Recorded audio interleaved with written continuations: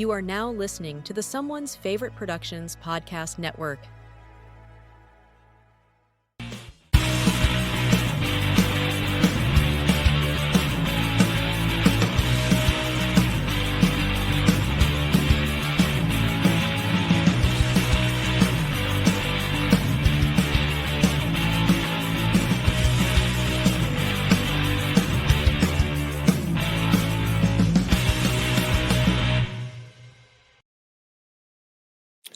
Hello there, and welcome back to another Thursday night. Reconnected here, and it's been a weird week. We got some random things to talk about that Zach and I did not prepare Zach, so I'm sorry, but they are things that you'll be able to speak to, I promise. It's been not that long. I think you were last on in like February or March, and I checked today. Other than Will, I think you might be the most returned guest. Today is your 11th time. Has it really been 11? Wow. I would say, I'll go try to fight Will for it, but I think he's about like 200 ahead of me at this point. So, I mean, considering he's got a regular seat every month, that's going to be difficult to pass up. But how you doing? Welcome back. Not too shabby. Enjoying the summer. How about yourself? I hate the summer, so trying to make the best of it. I'm a fat man that hates humidity, and it's miserable just to walk to the car. I want to I know we talked about you coming here for during the summer at some point. Yeah, you're going to be miserable. You're going to hate it I am so much.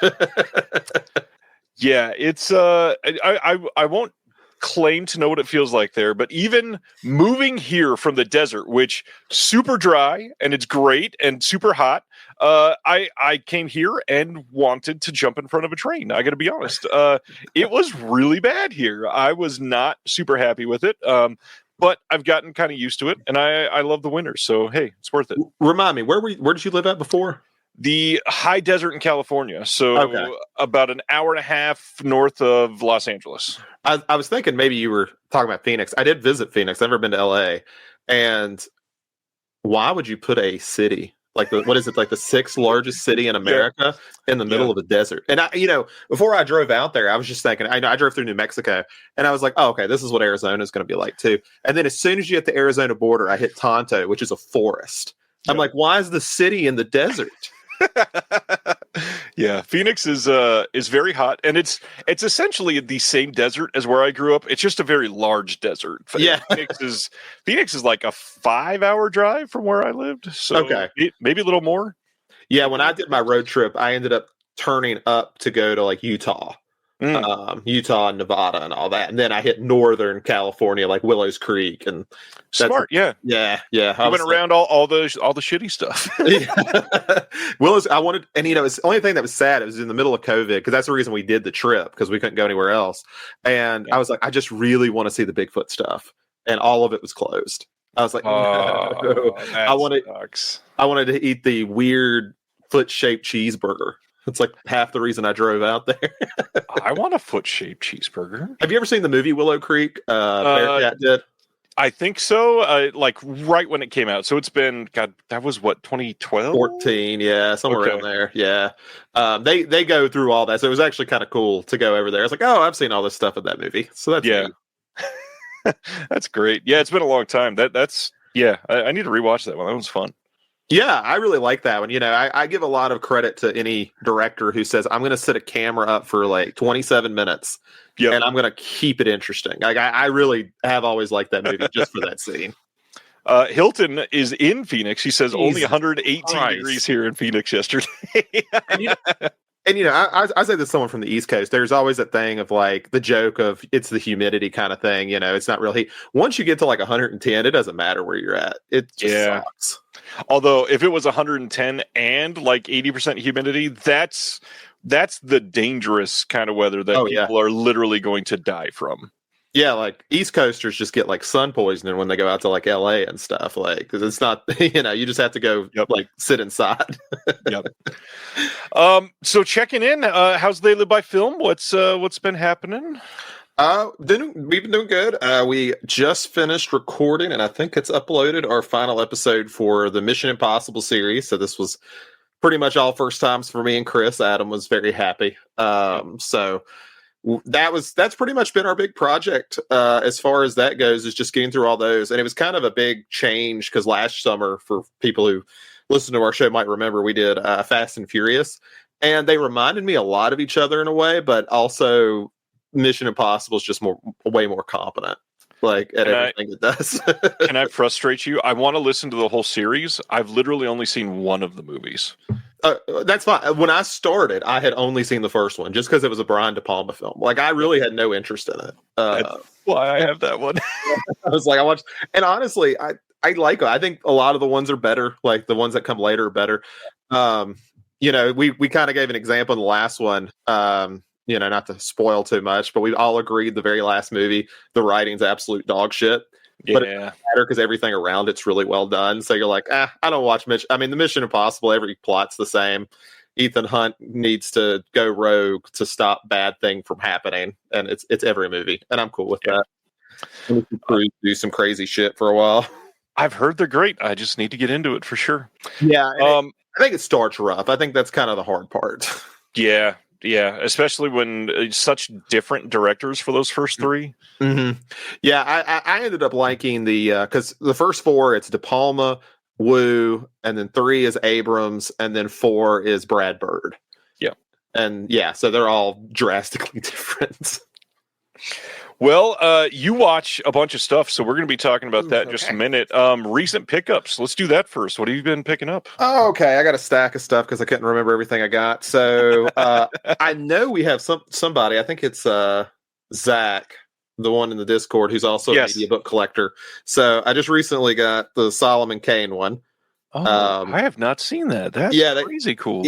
Yeah, they got 3 variations of it, and the only thing I wish is it came with a CD. It's one of my favorite soundtracks from any movie like ever. It's probably like my top 10. Yeah. And you can't find it anywhere. So that's great. But yeah, I've been into that, and a lot of my purchases have been going into Conan stuff. I've been buying the comics and things like that. So I have a little bit smaller of a stack than I probably normally have. Steelbooks. A lot of these are going to be steelbooks. So got the Monkey. This one I got the UK one. Yeah. So grab that just to keep the Perkins run going. Got the Long Legs one. Nice. Yeah. Just got to get all those. I still got to get that bootleg of that really long titled Netflix one he has. I really need to grab that. Oh yeah. But last steelbook is Fallout. Oh, show. I need to see that. Yeah. Are you a fan of the games? I'd never played them. I tinkered with Fallout 3 for like 10 minutes on somebody else's system. I've never given a ton of time to them just because it came like right after I got into everything else that I was doing, and so I just missed it. I will say I think it's a good entry point for like somebody if you know stuff about the games. There's a lot of like Easter eggs and stuff, but I don't think it's necessary. Yeah, like the very end, you might be like, "Oh, why is it ending like this?" And it's like, yeah, that'd probably be about the only thing. But beyond that, let's see. Last stop at Yuma County, which I think Arrows has a sale now, so this is probably cheaper than when I picked it up. Incredible movie. Shout out to my friend Fran who directed that. Yeah, fantastic movie. One of my favorites movies ever. Bring Me the Head of Alfredo Garcia. Nice. I'm planning on watching the 4K. I hear it looks great. I don't know why Shout didn't give it a fucking slipcover like they did everything else. He's too much of an indie director. We can't do that. Yeah, you can't do that for Peckinpah. And ended on a couple Westerns. I got these Arrows for a few dollars more, and Fistful of Dollars, and I am patiently waiting for The Good and the Bad and the Ugly, which will be here someday, I hope. Offers in the chat for buying those from you. Oh, who is? You're going to start getting offers. Watch. Hey, my cat needs a shave, so maybe if we're mad. I hope that wasn't a euphemism. No, he's a long-haired cat, and it's so sad. Like, it's really sad. It makes me feel bad. So we got to shave him. First time he's ever been shaved. He's gonna hate me for about a week. Oh. So my stuff, real quick. I got a couple weird things. First, I don't normally like show out clothing, but everybody's commenting on this tonight. Trans flag with "Fix Your Hearts or Die" quote from David Lynch. Everybody's saying where to get that. Go to fridacinema.com. fridacinema.com and click on shop at the top. It's the Frida Cinema. Dang, I got the entire thing wrong. Let's start over. Erase that. thefridacinema.org. I'm sorry, thefridacinema.org, and then click on shop at the top. And they've got that. And then the other thing, I don't think it was free shipping, but I just hey, I may as well get something else while I'm here since I'm paying for shipping. I got this house pin, a Hello Kitty houseu pin that I think is hilarious. And considering Sam is the one that designed the house poster, I wanted to get it. Seemed right. Some stuff in the mail over the last couple days. This just came to my house today. It was delivered to the wrong house. Thankfully, they brought it over. Oscilloscope subscription. They released Flipside. This is a filmmaker, Chris Wilcha, revisits the record store he worked in as a teenager in New Jersey, and it's a big discussion of stuff I love seeing in films, so I'm very eager to see this. We do not talk about Second Run Cinema enough. They're over in the UK. Their stuff is usually very cheap, and pretty much everything is region free. So I picked up this recent release of Ishanu from Second Run. One of the reasons is Ahmed, who was on the channel recently talking about the Cloud Door. He's the one that did the booklet essay on this one, so I wanted to check that out. And the movie is supposedly incredible. So go ahead. No, I was going to say, this might surprise you. That might be top 5 of the sections on Orbit DVD that I click on the most because Nice. I meant to hit second sight. Never mind. Oh, that is so Zach. That is so funny. Oh, that is hilarious. I love it. Next thing, I've been really into Jackie Chan over the last couple months, and thankfully we are seeing all kinds of incredible releases of his films. To Kill with Intrigue is a movie that I did not have, I don't think. So they just did this, and it's a 4K. Well, I got rid of some of my old Jackie Chan releases. Oh, fair. Okay, I was just these started coming out. So now I got it in 4K. And then you were mentioning steelbooks. I got one to show off, which this is one of my favorite movies of all time. And let me take off this little crappy J card that they put on there. I don't know. Obviously this is like a classic. A lot of people love this movie. I don't know how many people are in the chat are going to be like, why did you do this? But I had to get the deluxe edition of Clueless. Awesome. I think this is one of the greatest movies of all time. And on the inside, it's got the same steelbook that they've been rocking for a while. I just knocked the disc loose, of course, because the spindle was not perfect. But on the inside, it's got all of the pictures from the film. And then inside this little box that they did, you've got this, which has all kinds of stuff. This was ready to go earlier. All kinds of stuff in here. So we've got art cards, a Polaroid, a magnet, stickers. Like, there is so much in here. And Clueless is literally one of my favorite movies of all time. So had to do it. There's even a little folded poster. I am shocked that they put this much love into a studio release, and I want to see them do more of that. So I said, Sony? This is Paramount. Paramount, okay. I believe. Yeah, Paramount. Sony, I don't think Sony would do all that, unfortunately. Not for Clueless. So yeah, that is my pickups. You watch a lot of stuff. What have you been hanging out with lately? Let's see. Anthony knows because me and him have been chatting. I just recently went through all the Stepfather films, which I feel like would be more of a discussion later. But those were actually a lot more fun. I've seen the first one. I saw it years and years and years ago, probably with my mom, because I remember the what was that case from? They had it on TV. I remember it wasn't Unsolved Mysteries. I think it was. I'll remember it later. But yeah, that's how the actual guy got caught and everything. Right. But yeah, I've been watching those. First one was really great, of course. Second one was surprisingly really good. It's good they had Terry O'Quinn to come back.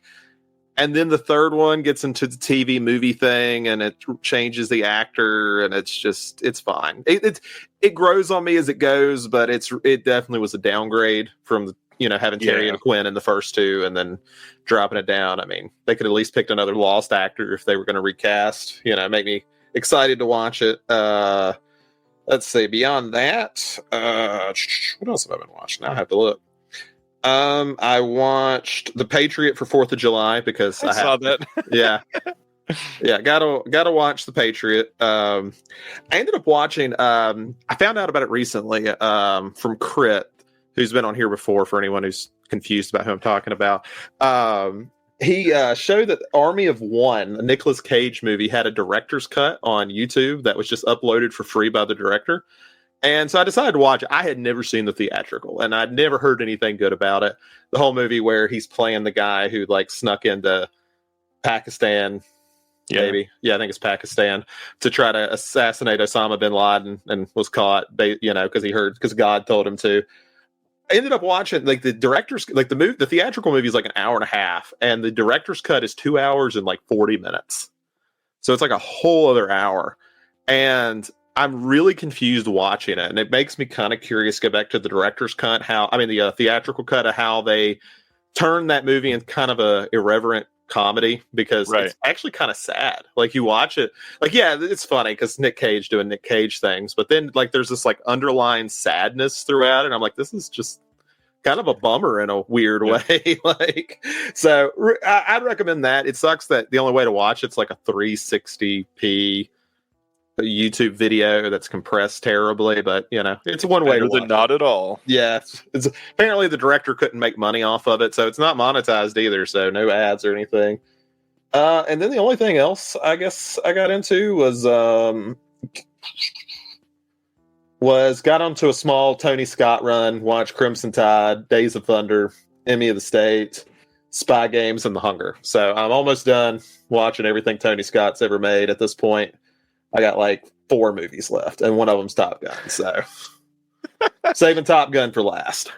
Well, purposefully, there's one movie that I really wanted to know what you personally thought, and I did not check your Letterboxd. I've been staying away from any of the reviews that you posted. I've like clicked on the review to read that review, but not gone to the profile to see what else you've been watching. Okay. I want to hear what you thought of Life of Chuck. I haven't seen it. No. Yeah, I wanted to, man. Like something was going on that week. I wish I could remember what it was. I think my schedule had just changed for work, and I never could make it out to the theater to see it, unfortunately. Damn. Yeah, no one's more disappointed than me. I could not make it. And then I think my theater only kept it for a week. Oh, I swear I went to the next week, and maybe they had like a 10:30 showing, right, where I'm 45 minutes away from the theater. I was like, I can't get out of the theater at like nearly 1:00 and then drive 45 minutes home. Like, I'm too old. I can't do it anymore. That I don't understand. Like, it has not done well at the box office, and it is a revelatory film. Like, I guarantee it. Everybody should have seen, and for some reason, it is just languishing, and hopefully gets a second life on streaming or something. Because, God, do people need to see this movie? And I wonder if some of that is just because Dr. Sleep bombed at the box office as well. I mean, Flanagan's one of those guys who does so well on television and does so well on streaming that it's kind of disappointing that, he's only had, I guess now 3 theatrical runs in like 10 years. Like, and Oculus did okay. Let's say, what was the last one? Maybe a Ouija? Yeah. That might be the last one before Dr. Sleep. I think he did mostly TV and streaming after that. Yeah. So that's what happens when you are stuck in the Netflix machine, unfortunately. Now the Amazon machine. It's God. I just hope he gets some sort of freedom to be able to do all of that other stuff. He needs, I don't know, like, Life of Chuck is so different from everything he's been doing. It just felt fresh. Like, we didn't have to focus on the horror aspect for the entire movie because it's such a different style, and he's got that expectation, of course, to have just this ongoing dread that he's got in everything that he does. So it was nice to see him, I don't know, spread his wings a little bit, do something very, very different. Yeah, and from what I've kind of seen, and I've read the short story when Let It Bleed came out, which may have been like 10 years ago now. So I remember really liking that story, and I thought it's more sci-fi than anything. Yeah. But yeah, with that one, it almost reminds me of like, it'd be something like Before I Wake, which I also think kind of unfortunately got shafted. I think that was one that was supposed to hit theaters, and it took like 2.5 years to ever release because the studio that made it shut down, and then it got shelved by another studio, and then they just said it's Netflix, just throw it on there. It's fine. That's true. Yeah. And then, of course, as Sivner's saying, if it bleeds, it leads. I mean, there's no, I don't know, there's no catch. It's just a philosophical piece for a lot of people, and it's not like that's selling well in the theater in 2025. No, I mean, it's, the one thing that's kind of interesting to see, because I remember, 2019 hasn't been that long ago, but I remember you could pretty much throw anything out in like 2019 and it would sell. And he was saying if it bleeds is the title. Yeah. Yeah. Whoops. I definitely did not do that right. Yeah, I could. Yeah, I see now. Yeah, I couldn't remember right off the top of my head. I was trying to look at my bookshelf. I was like, I know it's over there somewhere. My bad. Carry on. I did not mean to interrupt. No, you're good. You're good. I was 2019. Yeah, and I think now, like, movies can be successful, but I think audiences are just pickier. Like, I think that's just reality. They're just not going to go for anything. And we've seen that a lot. Like, movies either are pretty successful or they're just bombing. Well, that, and I mean, the reality is, it's just so many people are not going to the theater nowadays. I hate to like keep ringing that bell, but I mean, when movies are literally costing, on a nighttime, like parents are out of work because everybody has to work nowadays and all that. There are so many people that are needing to go at 7:00 at night. And so you're charging, upwards of $20 just for the ticket. And then to get any sort of snack, now it's another $10 plus drinks. I don't know. There's a $10. I was like, I think I bought a small drink the other day because I didn't want to use my points, and it cost me $9. Like, oh, Jesus. Yeah, and I mean, I noticed one thing I have noticed going to, I go to Regal, so a lot of them are using the passes now. That's what I have. I have a pass for Regal. Even people who know nothing about it are sitting there buying it because it really is I don't know. I feel like that's just really the future of cinema. Is you're going to get a subscription. To it. Yeah, which is good, I guess, in a way, but I don't know how that's going to do long term because I already know studios don't make as much off a subscription ticket. Yeah. Like, I think it halves like what they usually get out of everything else.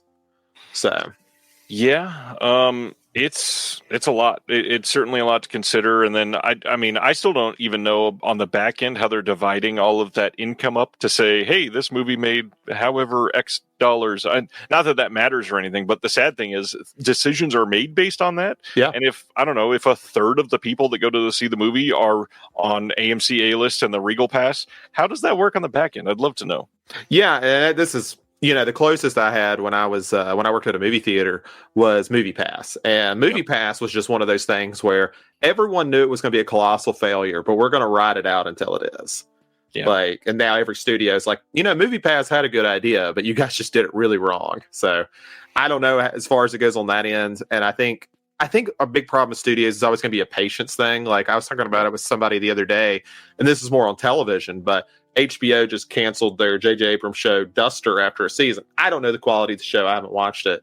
But, I think a lot about like Breaking Bad and that kind of era where AMC and Sony really knew they had something good for several seasons. And they said, we're just going to ride it out because the people are going to find this show.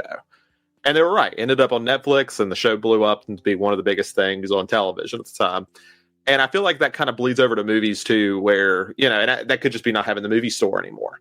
I think Matt Damon's talked about it a lot. He's like, if you didn't make it in theater, we'll make it in the video store. Not anymore. No, you dump it on streaming, and who knows how studios decide what's successful on streaming. I mean, I think about Netflix and Santa Clara Diet, where they even admitted they didn't lose viewership. It just wasn't gaining subscribers. Yep. And it's like, What is that? Like, you're obviously it's the Ricky Bobby way of doing things. If you're not first, you're last, which makes no sense. Like, we can't always be increasing viewers. No, I mean, like Disney making the money they did in like 2019, and then just watching that drastic fall off in now 2025 is like weirdly impressive to watch. Yeah. I mean, they couldn't do any wrong for like a few years there. Anything they put out made $1 billion. True. I don't know if you saw this comment from Corinne. Corinne says, Zachary, Bigfoot Burger is about an hour from my house. It's closed now, sadly. Oh, no. No, I am sad. I didn't get to have it. Well, speaking of subscriptions and AMC A-List, I took advantage of mine last weekend. Went to the theater for a double feature. There was not... This is getting really sad. Like, there was not much left in the theater that we had not already seen in the last month, or that wasn't sequels to things that we haven't seen. So we haven't seen Ballerina because I've not caught up on all the John Wicks. I did not watch Jurassic World Rebirth or Unbirth. I'm seeing that tomorrow. I've not seen any of the new ones. I've still only ever seen the original trilogy, so I'm way behind. But we had not seen the Lilo and Stitch remake, so we went and saw that, and it was really bad. I I was so sad. Like, I enjoyed the first the animated Lilo and Stitch when it came out. It was so good, and they took out so much of what made it fun.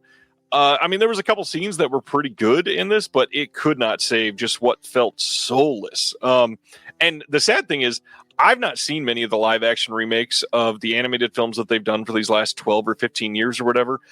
This is something that I can compare because just 2 weeks ago, we went and saw the How to Train Your Dragon live action remake. That felt like a real movie. It felt like something that had a coherent storyline, that had every piece of it. Lilo and Stitch was just gone. I was sad that it felt like such a shell of what it could have been. You know, I was reading that the guy, I know Chris Sanders was one of the ones who directed How to Train Your Dragon, but it's not him. It's the other guy whose name is escaping me. And he knew they were going to do it. And he said, well, I really don't want them to screw it up, so I'm just going to direct it. And I'm like, I respect that. Like, you know, it's nice to get directors who say, you know what, I have a vision for this. And I mean, I can criticize How to Train Your Dragon because it's the same movie. Like, it's shot for shot, the same movie. But it was good. I think they did improve on a couple things. I actually think the final set piece for How to Train Your Dragon is improvement over the animated because it just has a bigger scale to it. Yep. So, yeah, I think there was a few net good changes as far as that goes. But, yeah, with like Lilo and Stitch and stuff, I gave Lilo and Stitch a decent grade only because I think part of me had just seen Snow White before that. And I was like, well, it's better than that. Yeah. And I don't know. I didn't trash it. I gave it like 2.5 stars on Letterboxd. It was just fine. It was just, it wasn't offensive. No, like there was nothing about it that made it atrocious. You know, even the movie I saw the week before, Megan 2.0, still haven't seen that. It felt so much worse than the Lilo and Stitch movie. Anyways, the other thing, which I'm curious if you've seen this one, because you seem it seems like you're not going to as much in the theater at the moment, but you historically have gone out of your way to see some of these smaller movies. 40 Acres. Did you go see that one? No. Okay, so 40 Acres. I'm a disappointment this year. Danielle Deadwyler is living on a farm, and this is, I think it's 12 years after an event that happened that caused basically all of the food sources in the world to collapse. And so the people that have farmland are like the ones that are doing well. They're wealthy. People are coming to try to loot your land and your crops and whatever you can. But beyond that, this movie is kind of crazy because it's formatted, I don't know, almost like a post-apocalypse zombie movie in a couple ways with how they approach things. But really, this whole movie is just hanging on the performance of Danielle Deadwyler. And she was great, and a lot of the other performances were great. It was solid. It wasn't, the hard thing is it wasn't, like, there's nothing special. It wasn't super unique. Because it plays off a lot of tropes that you've seen in a bunch of other movies, there was not a lot of I don't know, memorable things. I will say there's one very, very well done scene that was intimidating as hell that happened. Essentially, the entire room is dark and there are flashes of light that just allows for some really great cinematography for your eye to catch something in that flash for a second and go, oh, like I know what's happening. And then the sound design is coming in and making it easily for me the most memorable part of the film. But yeah, I don't know. It was good, but I sort of wanted a little bit more from it. Yeah, it's I haven't went as much this year, and it really is just a distance thing. Like I got to the point this year where I was like, I only get until the summer, I only had one day off a week, and I was like, I spent an hour and a half driving there and back. That's 2.5 hours at the movie, even for a 2-hour movie, because previews are so long. Right. And it's just like, so even if I go see a 12 o'clock movie, I see one movie and I'm not back until 5:30. And I was just like, it's just not worth it. Like, and me and my girlfriend will go out. Like, we're going out tomorrow morning because right now they have like Jurassic World playing at like 8:55 in the morning. I wish that. Yeah, I know. I'm so excited. Yeah, and then we're gonna go see Superman right afterwards at like 12. So that's nice. But yeah, I want to see 40 Acres. I don't know if it played at my theater or not. I feel like it did, but a lot of stuff like that just gets late showings. There was one showing at the theater that we went to all day, and it was like 5:30 or something like that. Yeah, and I mean, I think that's a little thing about being selective too. Like a lot of those little indie ones, they just want to throw them on late at night. I'm trying to remember a movie I saw where if I wanted to see it, it was like 10:30 at night, and I was just like, I'm not doing that. I just can't. It's too much. I'm assuming you saw 28 Days Later though. 28 years later, yes. Years. I thought that was very, very good, super unique, very British, which I think turned a lot of people off. It definitely had the British side of Danny Boyle coming out strong, especially with that ending, which I know a lot of people were like, oh, what was that? As they walked out of the theater. I'm so stoked to see what the next one ends up being from them. Yeah, she's doing the next one, right? I believe. Yep. Yeah, so that's I think it's different. Own Sanctuary or something like that. Something like that, yeah. Yeah. The only other thing I watched this week, I'm curious if you saw this one, Steven Soderbergh's Presence from earlier this year. Did you see I've not seen it yet. It's on my list. I got to see Wolfman too. I'm looking on here just to see how many 2025 movies I've seen, and I have seen 41, but I'm just not hitting the ones you're hitting. Man, and I'm usually like way behind you and everyone else, and I think, what am I up to? I'm up to 36, so somehow I'm just seeing different ones than you. Yeah, and I mean, a lot of the ones I've seen, like I'm trying to see how many of these have been theater watches. Not probably about half of them, because a lot of these I saw later. Like I'm looking at my top 10 for the year so far. Let's see, I've said 1, 2, 3, 4, 5, 6. Only like 6 of my top 10 I actually got to see in theaters. So a lot of them I just had to see later. Yeah. So Presence, for those that don't know, I don't think this is a spoiler because it was in all the marketing and everything. It is a story told from the point of view of a spirit in a house. And I liked the gimmick aspect of that. I think it lent to some interesting cinematography choices.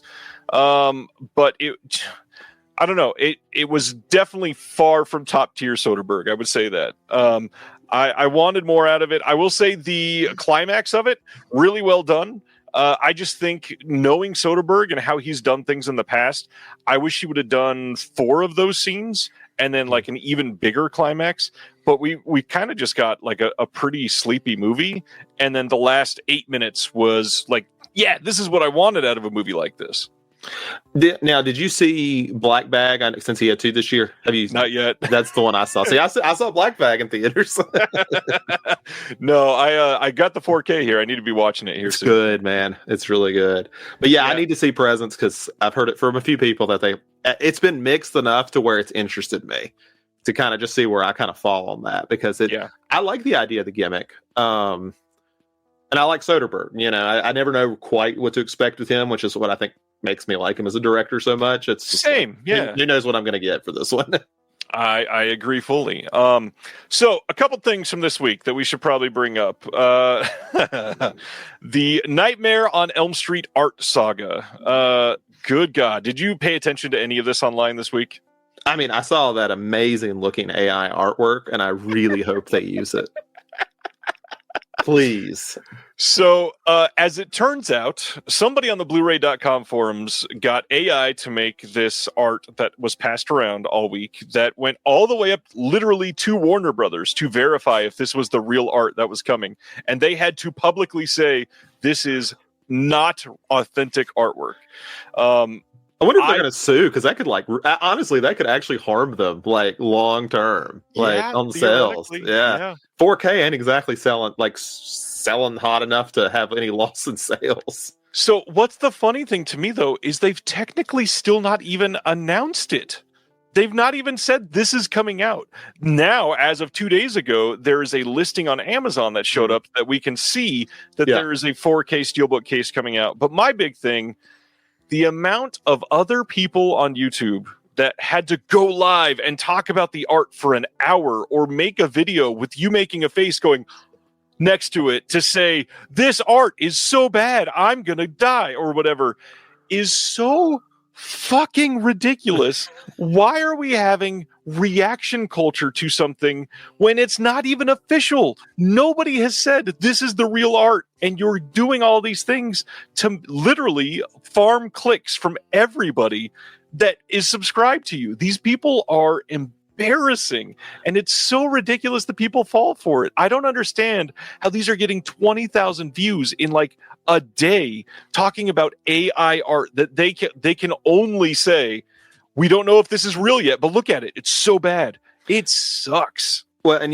I don't know if you've seen it yet. I was hearing about this today, so you might can correct me on it since you're on YouTube a lot more than I am.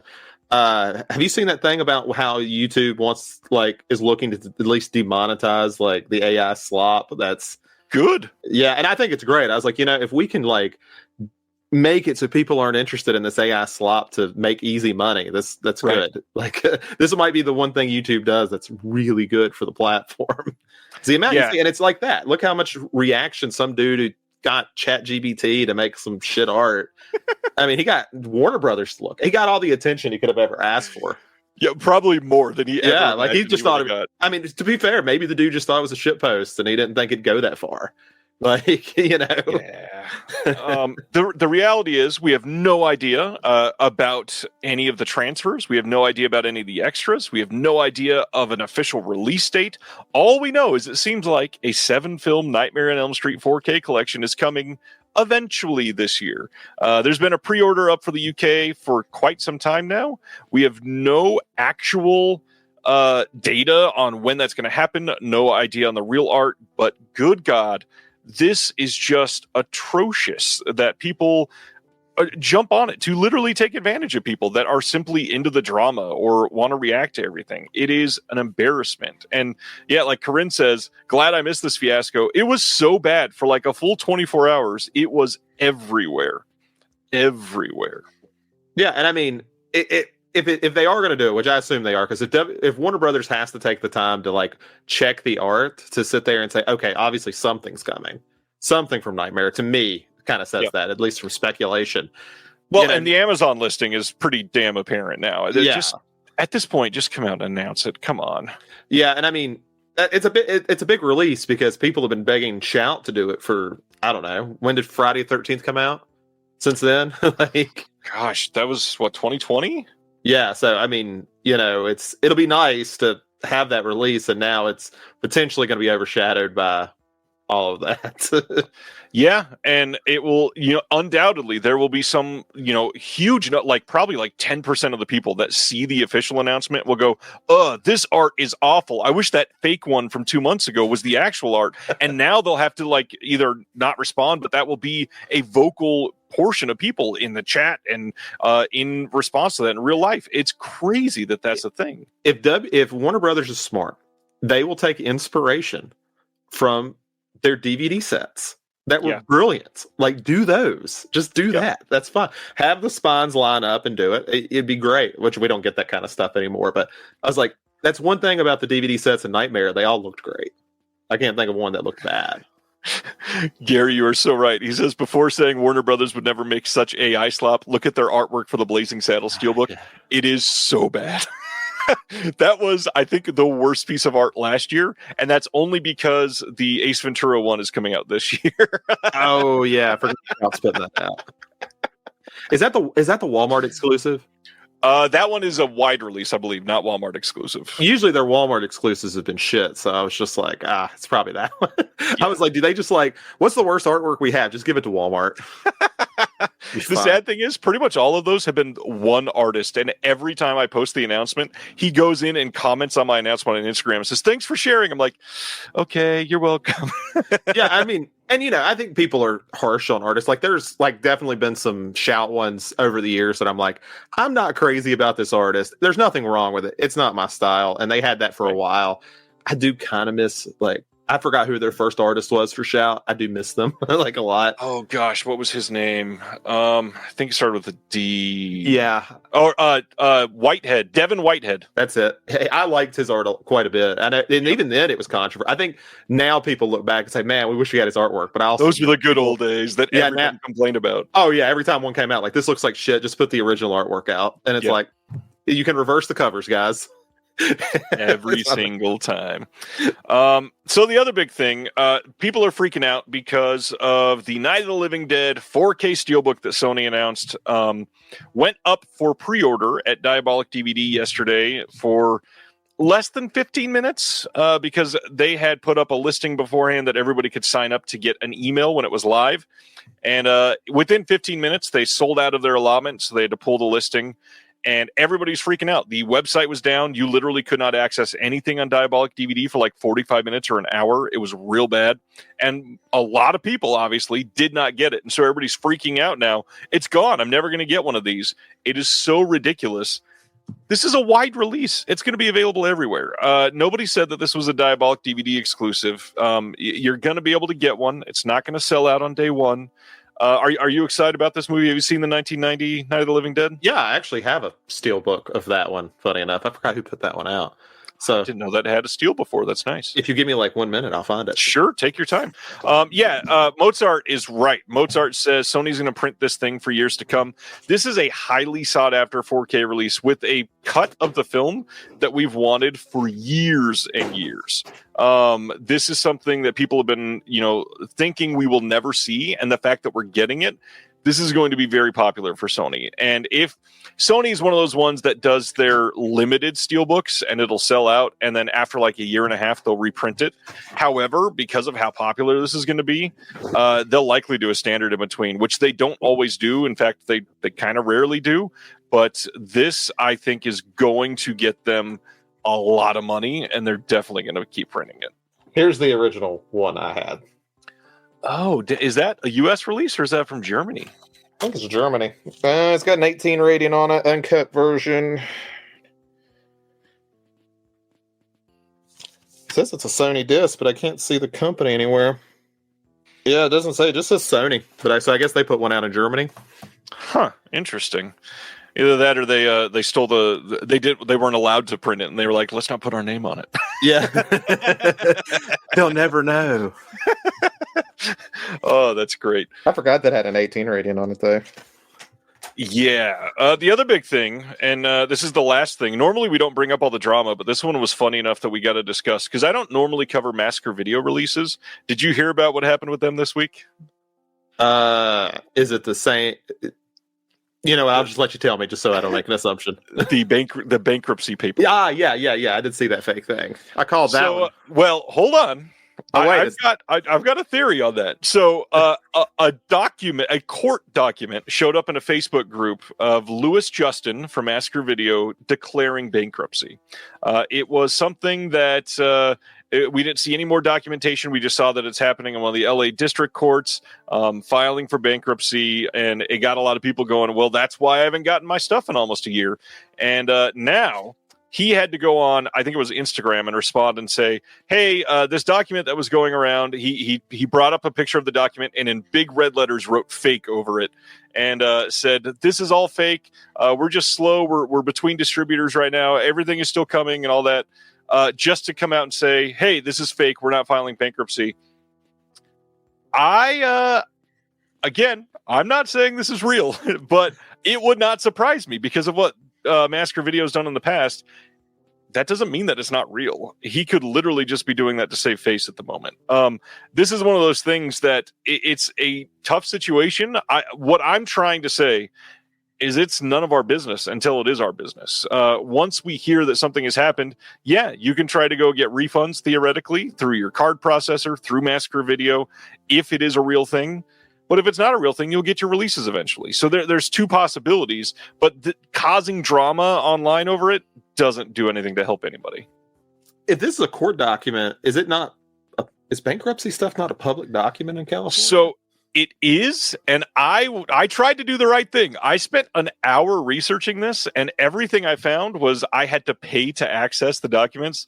I wasn't about to do that. This is not that important to me. So yeah, maybe they do that for bankruptcy, because I was like, if it's civil or criminal, they definitely would have released it publicly. Gary says Warner Brothers should have stamped fake. That would have been awesome. But yeah, I agree with Reservoir. I don't trust Massacre Video at all. Like, I won't even say as far as I can throw him, because I can probably throw him like 4 feet. I wouldn't even throw him 1 feet. It's not worth it. Massacre Video is somebody that historically has taken money for pre-orders for stuff that wasn't even anywhere near like replication or authoring, and people would get stuff later. Everybody needs to just calm down.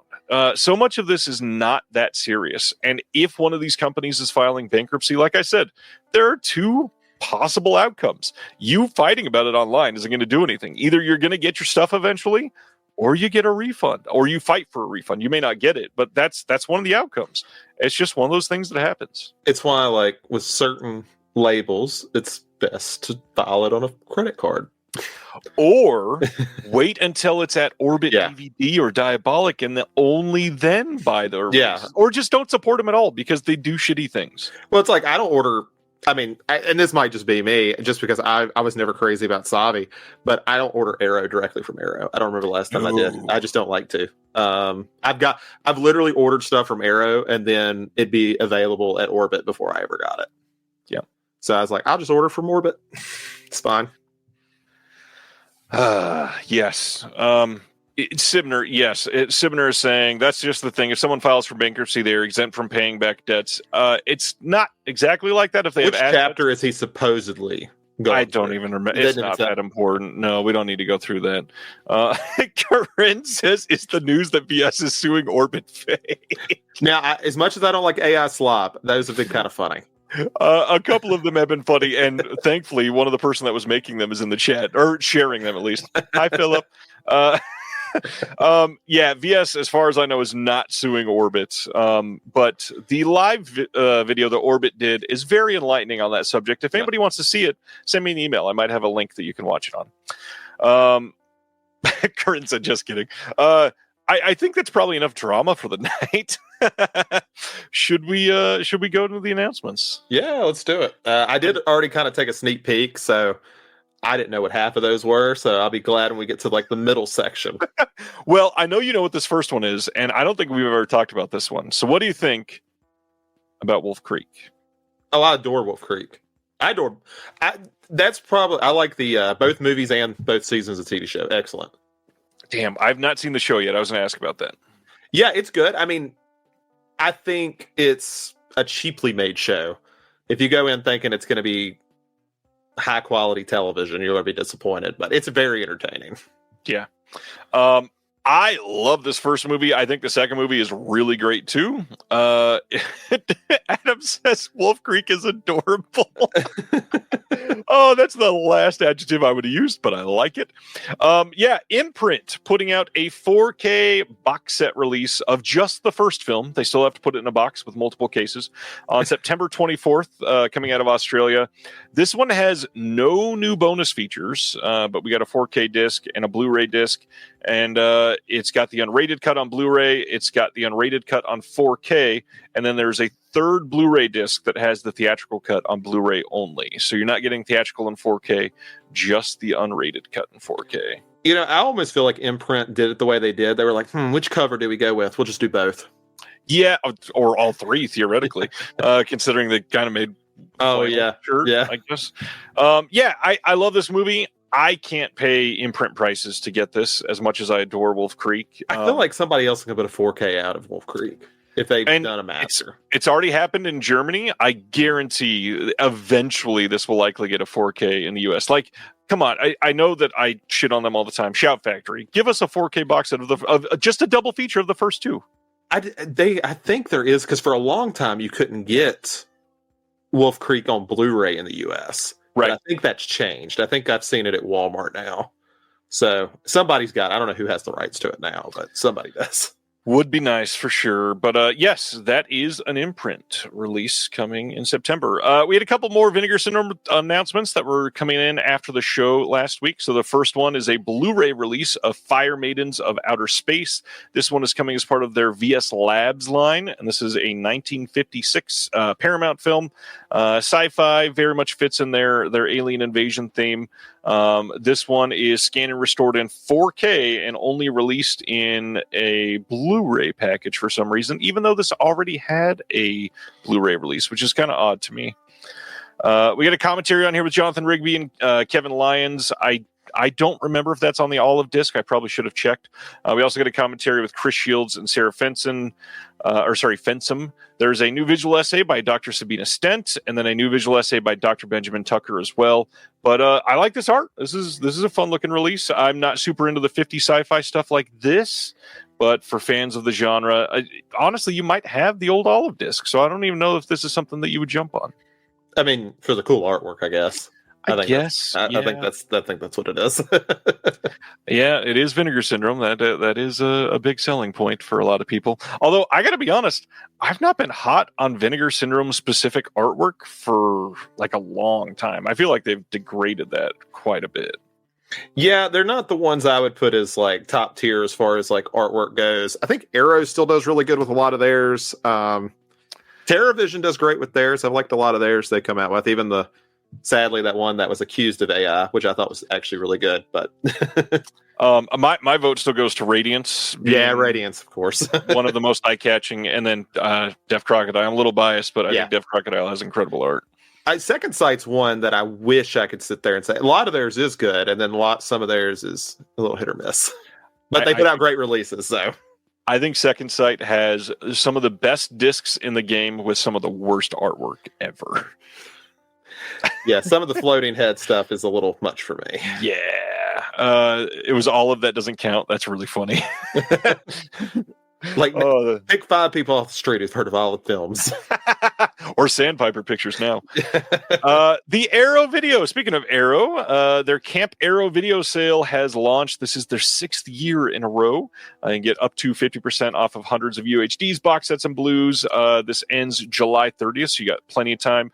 It's on sale in the Arrow UK and in the Arrow US. The biggest question I've been getting from people sending me messages on this is they're not showing discounts on second run titles anymore like they used to, or on third window. And from the same source, I'm hearing that second run and third window are not going to be distributed through Arrow anymore. So those discount days are possibly over. However, as a counter to that, I will say Rare Waves is currently running a sale on Arrow video titles as well. And some of the prices are even better on the Rare Wave site than on the Arrow site. So if you're going to be shopping at the Arrow sale, you might want to compare because you can get some better deals. And Rare Waves carries all kinds of stuff, not just Arrow video. So if you're looking for some of those other ones, they might not be on sale, but you can save on shipping, get them all in the same package. Yeah, the only one I've been kind of curious about with Arrow is I kind of want to get their random assortment of Friday the 13th stuff because those ended up being pretty good, I think, didn't they? They're okay. I'm still curious. I don't know if at least one of them is actually a 4K scan of the OCN. It doesn't look good enough to be a 4K scan of the OCN. So I'm very curious what happened there. They've got a couple that are sort of questionable for me, and specifically the Friday the 13th ones. I just really want Jason Goes to Hell because I feel like I need to get that one. For some reason, I completely understand that about you. Yeah. Well, right before I got on the show, I rewatched part 5, and I was like, you know what? This is top 5 in the series. I mean, that's not hard. Yeah, I agree. Next up, 101 Films over in the UK is hosting a summer sale. This is pretty much everything is on sale, as far as I can tell, that is not an immediate release from just in the last couple months. One thing I do want to shout out, and they're even highlighting them here, is Never Sleep Again and Crystal Lake Memories are on sale from 101. And if you're region free, I don't think either of those are in print in the U.S. anymore, and I highly doubt Never Sleep Again is going to be in this Warner Brothers box set they're putting out. No, that's Warner not. I highly doubt it. That would be a completely surprising thing for them to do. So if you want these cheap, I think they're absolutely worth it. Now, I'm trying to remember. Daniel Farrens is the one who did the documentaries on those two, didn't he? This might be a random question that I just know for some reason. That name sounds familiar. Let me look. He wrote Halloween 6. Like that's kind of one of his like big fame, but he also made that terrible Sharon Tate movie that had Lizzie McGuire in it. Oh, yeah. Lizzie McGuire. That's funny. Yeah, it was Daniel Farrens. Yeah, there we go. I always think it's funny because that's definitely like the best thing he ever did was those two documentaries. I was like, you should have just stuck with that, man. And they're both incredible, by the way. For those that have never seen it, they are both magnificent. What are they, like 4 or 5 hours Yeah. And one of them might even be 6. I got to be honest. Yeah, I feel like when I watch Crystal Lake Memoirs, I did it over like a week. Jason says, I won't be upgrading to the recent Arrow Friday the 13th releases. The transfers are not that great. Well, that's disappointing. Well, that's good to know. I'm glad somebody agrees with me. Yeah, okay, that's good. Hey, save me money, please. Tell me everything I want looks terrible. For those that have never seen it, if you're looking to save money while you're in the sale, Basketball, masterpiece of a movie as well. Oh, I love Basketball. Another of the Extreme titles for fans of all of those. July 24th, Bizarre Theater Releasing is putting out a double feature of Sunken Danish and Monstrosity. These are from 2012 and 2014. 2 brutal, gory, and unforgettable snuff-inspired horrors from Denmark. A grotesque double feature for the truly fearless. This is going to be limited edition, I believe. Yeah, strictly limited to 500 copies. Once it's gone forever. Check it out for everybody into the Extreme stuff. 500 copies, and they just had to put that giant double feature to separate them. Like, I mean, they don't have a ton of money for artwork, but that's fair. At least the movies are getting a release. Yeah, 500 is probably generous on that kind of stuff. Yeah, they'll probably sit there for a while. I gotta admit. What's going on, Sam? The Disconnected, that's me, posted about Target having a sale this week, and this is a really rough week for sales. We already just talked about 2, and there's so much happening right now. So Target buy 2 get 1 free sale is happening. This goes on until Saturday night, July 12th. For those that don't know, they carry boutique stuff online, not in store, obviously, but a lot of the U.S. boutiques are carried online. Certainly not all of them. You're not going to find every title, but Shout Factory has a lot of their stuff there. Def Crocodile, their standard editions on Target right now are, I think a lot of them are like $16.99. And so if you buy 3 Def Crocodile standard editions, you're literally getting them for $11 a piece. That's incredible for the discs that you're getting. Yeah, more than worth it. Yeah. So Target is having their sale, and of course, Papa Bezos has to come in and say, no, we're not letting you steal the spotlight from us. So Amazon did a matching buy 2 get 1 free sale. Of course, while all of this is happening, we've got the Barnes & Noble Criterion sale happening still, which means 50% off of all of those, and Amazon is matching that. So you've got sales everywhere for that. And then, of course, this week, it's also Amazon Prime daily deals, whatever they're calling it this year, because Prime Day is now 4 days, I guess. Ridiculous. But there's actually some pretty decent deals. I don't like giving Amazon money, but there's a couple that I definitely did because I will never see those titles get that cheap. Check them out. If you are on social media, I'm everywhere posting the deals as much as I can. I don't post most of them on Instagram because you got to put pictures for everything. And you can't click links, so it's pointless. But yeah, go check that out if you're on other social media. All the sales, have you partaken in any? No, I'm really bad at sales because I think it's because like every time I find out there's a sale, I found out after I like spent my budget for what I was willing to like spend because I get paid on the last day of the month and the 15th of every month. Yep. So whatever I'm going to buy then. If there's no sales going on then, oh well. And then I'll be like 4 days later like, I should have waited. Well, the 15th is this next week. So yeah, a couple of these will still be going on. Yeah. Next up, speaking of second run, they are putting out Who Wants to Kill Jesse from 1966 on August 25th on Blu-ray. This is from the director of 3 Wishes for Cinderella, and it is a delightfully demented, absurdist 1966 comic book fantasy that is unlike anything else in the Czech New Wave and presages the DC and Marvel comic book franchises by several decades. This is a new HD transfer by the Czech National Film Archive. There's an early comic short film by the director presented from a brand new HD transfer. There's a projection booth commentary episode with Mike White, Jim Laskowski, and Jonathan Owen. There's a visual essay by Michael Brook on crazy Czech comedies. There's a book with new writing by Czech cinema expert Jonathan Owen. New subtitle translation, all kinds of stuff. To me, eventually, this is a must-own for sure. I want to know how Second Run got this away from Craig. This feels like it went, man. Craig says, no comment, and this doesn't count. So take that for what you will. Yeah, I was just reading animated by Czech New Wave. I was like, sounds familiar. Been here before. Oh, yeah. Next, 4K release coming from Kino of Taika Waititi's Boy from 2010. I really like this movie. I'm glad this is coming to 4K. Have you seen this one? No, I think this is the only Taika movie I have not seen. No, wait, I haven't seen that last one he made. So I haven't seen this one or his last one. Was the last one, was that the soccer one? Yeah. Whatever it was called. I don't remember the title, but it looked very like Hallmark Channel. Yeah, I wasn't interested. He had a weird career after he won an Academy Award. I don't know what happened. Yeah, that and like being forced to do Thor 3 and that not doing well seemed to knock him off his run. Oh, that was Thor 4. Ragnarok was actually good. Oh, that's right. Yeah, sorry. Yeah, everyone forgets Dark World. It's fine. It doesn't exist. So yeah. The next announcement from Vinegar Syndrome, which I gotta be honest, this was the most exciting announcement for me of the full subscriber week from them. As part of their VSA line, they're putting out a Nick Millard action collection covering from 1977 to 1985. This is going to include 357 Magnum, Alcatraz Breakout, One Armed Warrior, Street Race, and Shotgun. They had announced previously that they had acquired all of Nick Millard's films, and I believe after this, which includes 5 movies, by the way, for a very, very reasonable price, I will say, for what they're putting out here. And I usually don't say that about Vinegar Syndrome. So yeah, it's a pretty good price.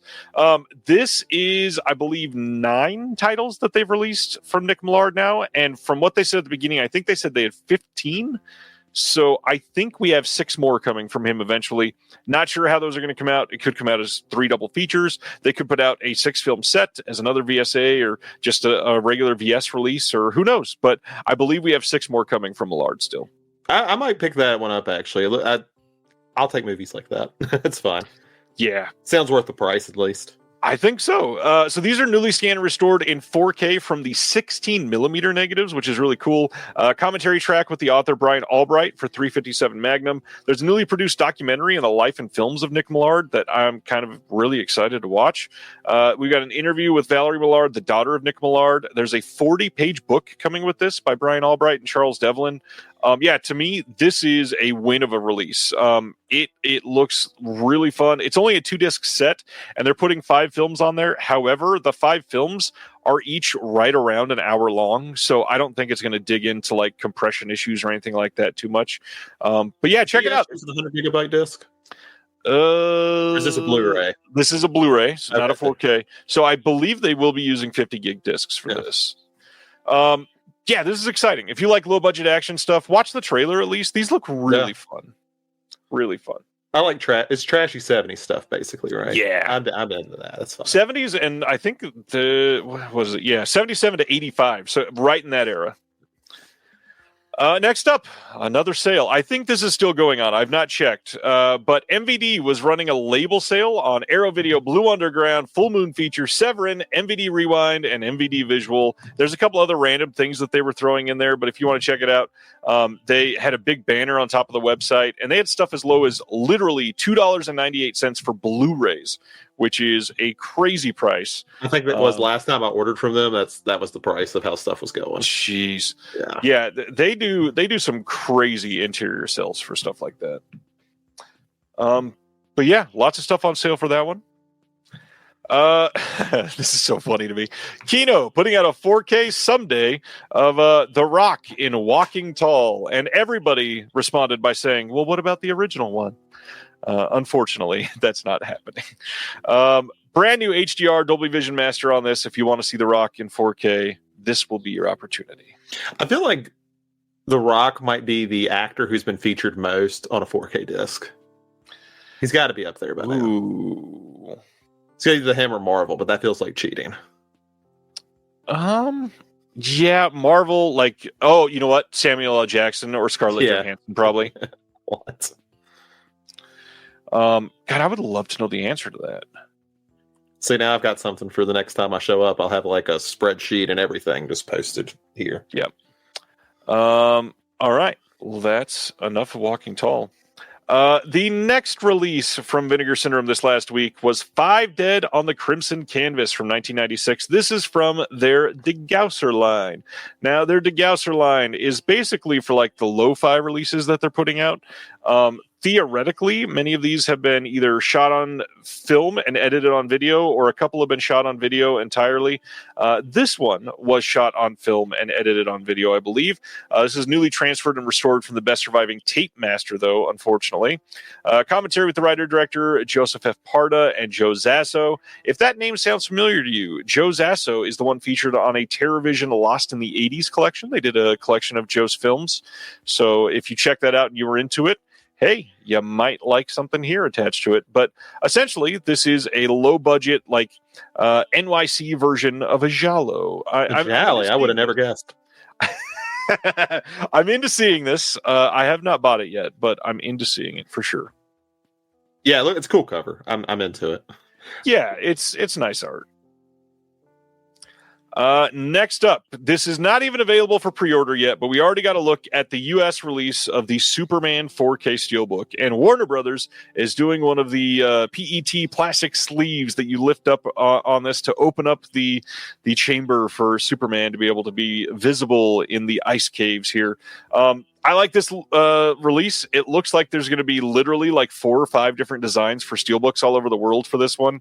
If you're a DC fanboy, they are going all in on Superman, and it's going to be a major smash hit. Be prepared if you want options on this one, because it's going to be crazy. I'll wait for the Man of Steel one. I'll be that guy. Craig, you know what I meant. I'm just describing the aesthetic there. Yes, Fortress of Solitude. Too bad Kevin Smith isn't in the comments. We'll just have to let Craig do that for us. Like, be the Kevin Smith here. I got to be honest. I'm not swimming in the DC fountains all that much. Although I am seeing Superman this weekend. I'm not one that worships it. I know it's called the Fortress of Solitude, but it's kind of funny, anyways. Let's go back to the classy stuff. September 15th, Studio Canal over in the UK releasing a special collector's edition, 4K release of The Graduate from 1967. You've got a classic film starring Dustin Hoffman that most people have seen, have bought at least on 1 or 2 formats before, and now coming in Studio Canal, putting all of them to shame with what looks like a really great release. I have a question. How do people feel about, like, I haven't kept up with the Studio Canal, like how people feel about it. I kind of like these covers they're doing, like this style. I've seen a few of them. I dig it. I adore them. Okay. I was just like, I'm so, like, sometimes I feel lost when I hear people like in the community talk about art. So I'm like, I think these are pretty nice looking. I would buy them. Yeah.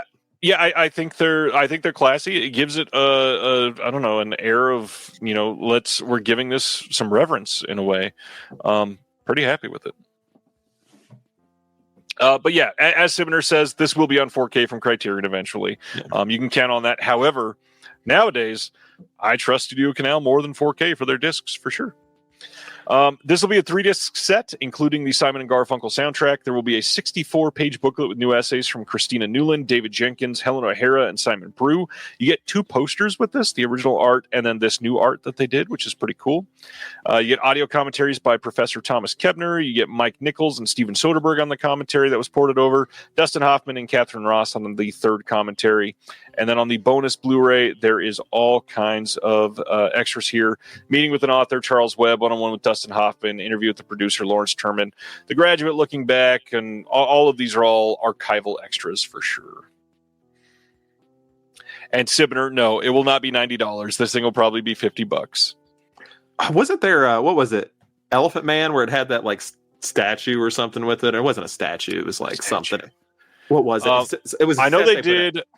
Mulholland Drive was big that they did. Maybe that was the one. It was like something Lynch they did that I know was like. I think it was Mulholland that they did that was huge, and then they also did The Conversation that had the fold out thing and the pop up and the cassette tape. Yeah, that's what it was. Yeah.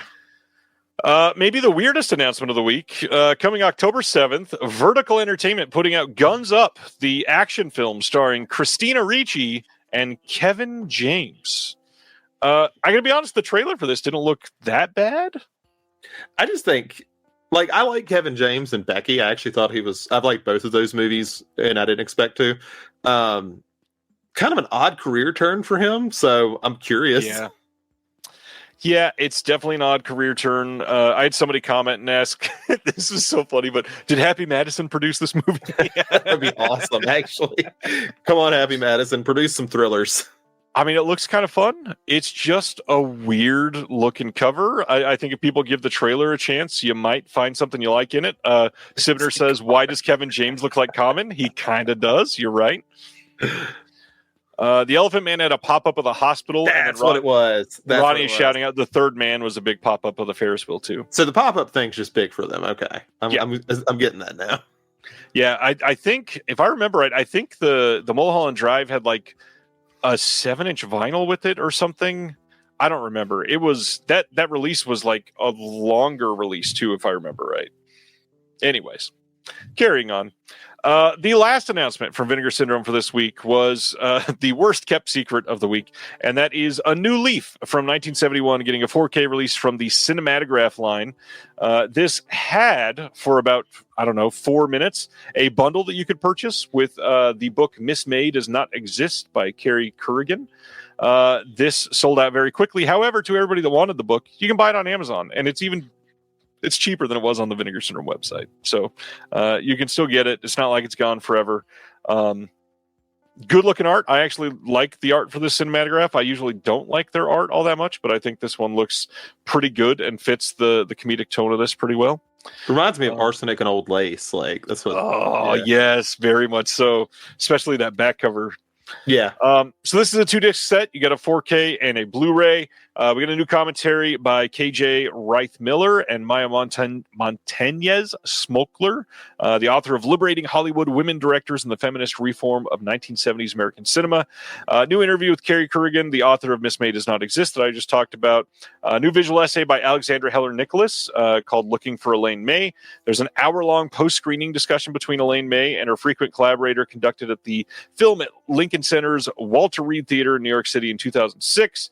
Some other archival stuff that had been ported over. And then, of course, new text essays from Sarah Fensom, critic Elena Lozic, queer historian and critic Willow Caitlin McClay, and then a critic editor, Hannah Strong, as well as a previously published piece by Richard Brody. So there's all kinds of stuff coming in this. Fun-looking release. I've not seen the movie. But one that I have meant to for quite some time. I actually really like Walter Matthau, and this is a fun-looking cast. I've heard it's great. But our next one, Refuse Films or Refuse Films over in the UK, however you want to pronounce it, whether you're British or not. July 28th, they're releasing 3 more Blu-rays. The first one is Cat Sick Blues from 2016. If you've heard the name of this title before, it's because Wild Eye put out a DVD of this that was on sale. I do too. Right there. This DVD has been on sale for like $2 for years, basically. Dimension Extreme put it out too, I think. In the US. Yeah, I think that was one of their titles. Yeah. I remember, and I have a funny story about this. So when I first started my Instagram, where I used to just post things I bought, this was probably about 6 or 7 years ago. I had posted this one on there, and the internal cover, because it's a clear one, shows like the scene where like the dude is getting a I don't know what I'm allowed to say on YouTube, a fellatio from a decapitated head. And the director commented on it and said provocative cover art. So only time I ever had a director comment to me on anything. I was like, that's awesome. Corinne says, what is coming out of the cat's pants? You don't watch it. Watch it and find out. The answer is yes. Mondo's here. What's up, Mondo? Just got my MVD sale package. Couldn't be happier with my $13 Blue Underground 4Ks. God damn, that's cheap. How are they $13? That's crazy. Jeez. Cat Sick Blues. We actually got some stuff to cover here. Just like Refuse has done on all of their releases so far, they've done, I think this is their 6th, 7th, and 8th releases.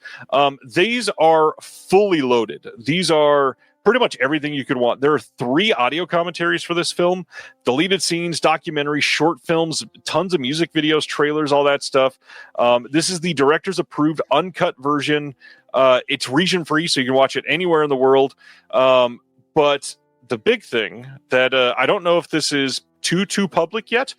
It was confirmed over in my Discord that there's a U.S. release of this coming soon, which, because of who said it, I believe that it will be coming from an OCN partner label. So if that excites you, you may want to wait on that. Personally, Another movie I expected Craig to get. I can't believe it. It's a cat movie, and we didn't get it from Deaf Crocodile. I don't think this is up Craig's alley, sadly. What I would get to what I would bet ahead of time, though, I don't think the OCN release is going to even have half of these extras. This is so much.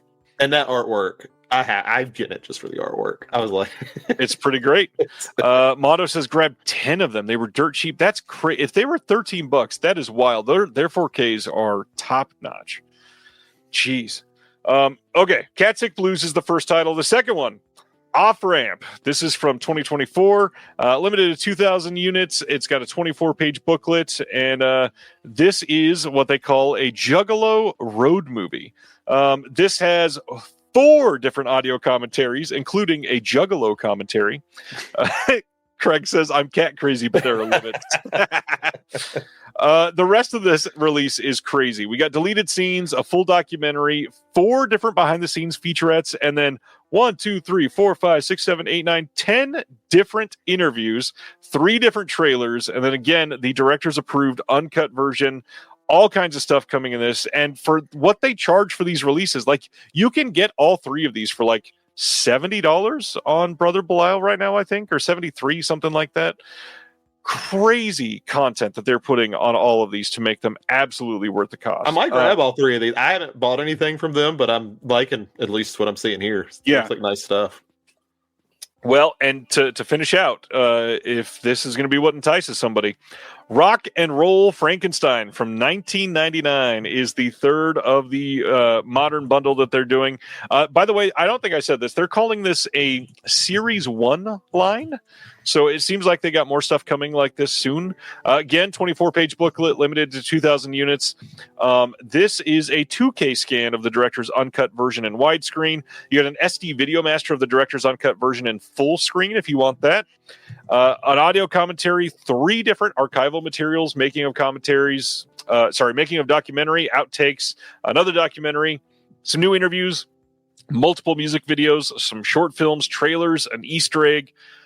Tons of stuff. Liam, who runs the Refuse label, puts absolutely everything he can into these releases. These are great. I don't know if people know these films or are fans of these films. I know Cat Sick Blues is well known. I don't think I'd ever heard of the other 2. I haven't. But and you're right, it's 77 on Belial. Yeah. So that's pretty great. And with Brother Belial, if you pay $100, it's free shipping. I mean, you get 1 more release and you're getting 4 films, free shipping, and 3 of them are this loaded.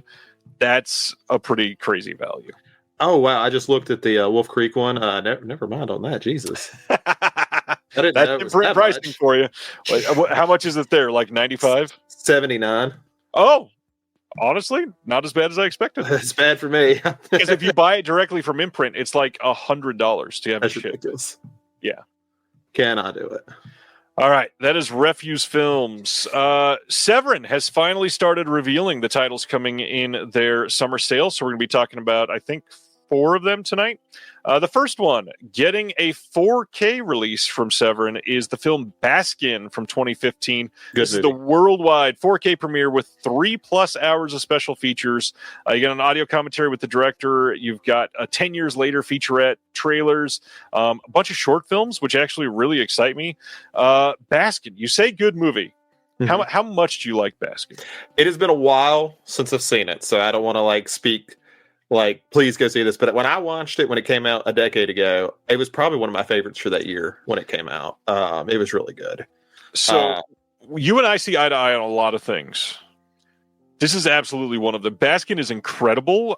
This is a fever dream of a movie that I feel like this is maybe a weird take, but I feel like this is the closest we're going to get to a proper modern take on a Hellraiser style of story and what they could have done with some of it.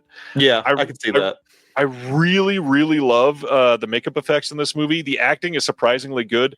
It is just really well done. I appreciate this movie so much. I will absolutely be wanting this 4K originally.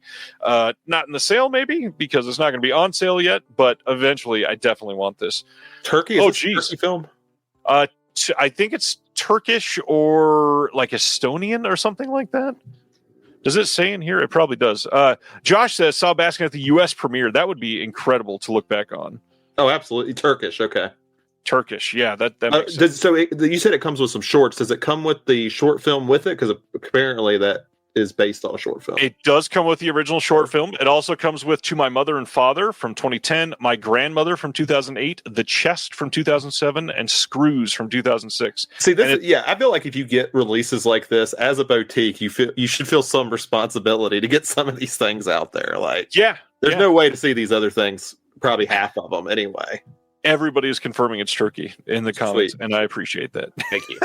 I'm dying to rewatch this. The thing I will say is most of this movie is very dark, and this will look incredible in 4K. The detail that you'll be able to see in those dark scenes is going to be amazing. And then there are some scenes that are pretty bright also. So I'm very curious to see what this looks like. This will absolutely be on my wish list for when it goes on sale from Severin. Yeah, I'll pick it up then for sure. Next up, one that I will not be purchasing. I can't believe it took them this long to get a Scarface release out. My God. The 114th version of Scarface is coming out as an Amazon exclusive 4K steelbook in the US soon. The date I'm seeing could either be like November or January-ish on this one. So we're getting a 4K steelbook with new art, and the new art's not bad. The art pisses me off because we've had so much good art from Scarface in the last 45 years. Literally what I was going to say. It's not bad art necessarily, but it's the same freaking floating head thing that we always see. Like one of the most iconic 80s posters is the black and white one with like I'm not somebody who says you need to put the original poster art, but if you're going to give me the choice between that and the original poster art, then give me the original poster art. Yeah. So the big thing here is this thing is expensive. So to pre-order this on Amazon is $75. And after the Kingdom of Heaven thing, I can't just assume it's going to go down in price now. No, and I should say the reason it's $75 is not just a 4K steelbook. Yeah. You're also getting a metal poster with a magnet wall mount, which is kind of cool. Yeah. I like that they're doing that. There's a numbered certificate of authenticity. We don't actually need that. And then a collectible box, again. I love the authenticity thing. The David Gordon Green Halloween steelbook has it too, and I'm like, why? Like, why is this a thing? Yeah. So who's making these? Everybody that just absolutely adores Scarface, we're going to get this $75. Cool. This is a big thing. No, Craig, you don't get any cocaine with it. Sorry. But they should send you like a Coke coupon, for Coca-Cola 12-pack. That would be awesome. That would be really funny. That would have been great. So Scarface, this has been a beloved film for 40 plus years. People have wanted this. Most people own this, all that stuff. But to match it, they're putting out the exact same style of release with Five Nights at fucking Freddy's. It's like, all right, we got to get the people who were 30 to 40, and we need to get the 12-year-olds. We've got both. We're good. Oh, man. This is hilarious. So, on October 7th, they are doing, again, a $75 bundle release of Five Nights at Freddy's 4K Steelbook, and it comes with, a metal poster with a magnetic wall mount, a numbered certificate of authenticity, and a collectible, of course, pizza box. And you know what? I guarantee you this sells out before Scarface. Somehow this will sell out before Scarface does. So the big thing, let's be realistic here. These are both coming from the studio. In the US, that is very weird to have a studio put out $75 premium boutique style releases for both of these movies. Did they get Lionsgate limited numbers and say we can do that too? Like, well, and they're both Amazon exclusive, so they're shipping the money to Bezos at the end of the day. But the big thing is, you can smell this from a mile away. These are a test. If these do well and they both sell numbers, you are going to see a lot more of these from Universal, and they're literally just going to be a new steelbook, no new extras, in a collectible box with a metal poster. And so if these are showing up in a bunch of hauls on other people with those same clickbait YouTube pictures, whatever, and you're seeing a lot of them show up in October, you're probably going to be seeing more of these from Universal in 6 months. And I mean, it's complicated because I like the idea that Universal wants to do better packaging. That's cool Right. because I think their slip covers are atrocious. So that's great. This is weird. It's just so weird. Like at least when Lionsgate Limited did it, they said, here's a conversation. It's like, oh, cool. Here's Apocalypse Now. That's cool. Yeah. I got to be honest. Do this for a title that you've never put out on 4K. Yeah, something and it's like a lot more exciting. Yeah, like I mean, I know the conversation probably. Did it have a release before then, or was that its first 4K? I can't remember. It had the 4K from Studio Canal over in the UK, but and it was US. the exact same package. Yes, first US release. Yeah, I mean that's pretty exciting. I mean, sure they did Apocalypse Now, which has had 100 releases, but you did that second, not first. Yep. Yeah, this is one of those things that you can smell it a mile away, and I'm not against the studios doing something like this. Again, I'm fine with them doing deluxe edition releases. I want them to even. I want to see that physical media is alive and well. However, to choose Scarface, up there with Halloween and Texas Chainsaw Massacre and Evil Dead as one of the most exploited pieces of merchandising ever for a film, and now Five Nights at Freddy's. I get this one because there's a sequel about to come out. That doesn't surprise me. But do it for a new movie. Yeah, and I mean, the thing that's kind of with Scarface, like the 4K of that one looks really good. At least my memory the last time I watched it. So it's not like it needs a new anniversary. Goodfellas. Yeah, and it's like, sure, you probably don't need another scan of this, but you need something. Like, I'd be way more enticed if you got an interview from F. Murray Abraham at this point. Like, just give me something. Like, I don't know. Do something different with it. I mean, what they should bring back is the old DVD used to count how many times the movie said fuck and how many bullets were fired. Bring that feature back. That was awesome. Include the old PS2 game with it. I don't know. Do something cool. Give us the fuck shot cut. Yeah. It's weird. Like, again, I agree with you. We don't need a new scan of Scarface necessarily, but like Craig just said in the comments, all of the manufacturing of like a magnetic wall mount, you could have gotten people to do a commentary for Scarface for free. De Palma would have probably recorded another commentary. Right. There are so many people that would have lined up to talk about how formative this movie was for them in film school. You still have Oliver Stone and De Palma still alive. Like, get them to go in there and talk about it. Do anything for it. Like, the re-releasing of these things is getting so tired. I don't know. Yeah, and I mean, like, I will say, like, to at least put a little defense towards the metal sheet, that's a perfect type of thing to put with Scarface because of the merchandise that's coming. That makes sense to me. The Five Nights at Freddy one's kind of weird. I was like, I don't know, that doesn't scream 14-year-old boy in the 2000s like Scarface does. While true, merchandising for Five Nights at Freddy's is crazy. Yeah, that's true. Everywhere. I'm just out of touch with the children. It's fine. I want to point out this hilarious comment from Jay Weber that says Scarface should come with a soundtrack on mini disc and call it the Say Hello to My Little Friend edition. That's awesome. Really good. Josh saying, difference with Scarface is that those other films you mentioned are owned by smaller labels who are probably being floated by catalog sales. Universal doesn't need that. For the most part, sure, but Universal's got plenty of titles that have literally never been released. So give us something. I mean, they've got stuff that deserves a 4K. Put it to that, you'll sell more of them. I guarantee it. So many people already have Scarface on 4K. Hell, don't they also have some Alfred Hitchcock films? They're all getting 4Ks. Come on, push a weird one out there. Do something. And yes, Ronnie, doesn't Five Nights at Freddy's mostly appeal to kids? Why a $75 release for that? Because they're trying to appeal to the parents who will buy it for their kids. Or the kids who know how to sneak into their parents' credit card. That's how Fortnite has stayed successful.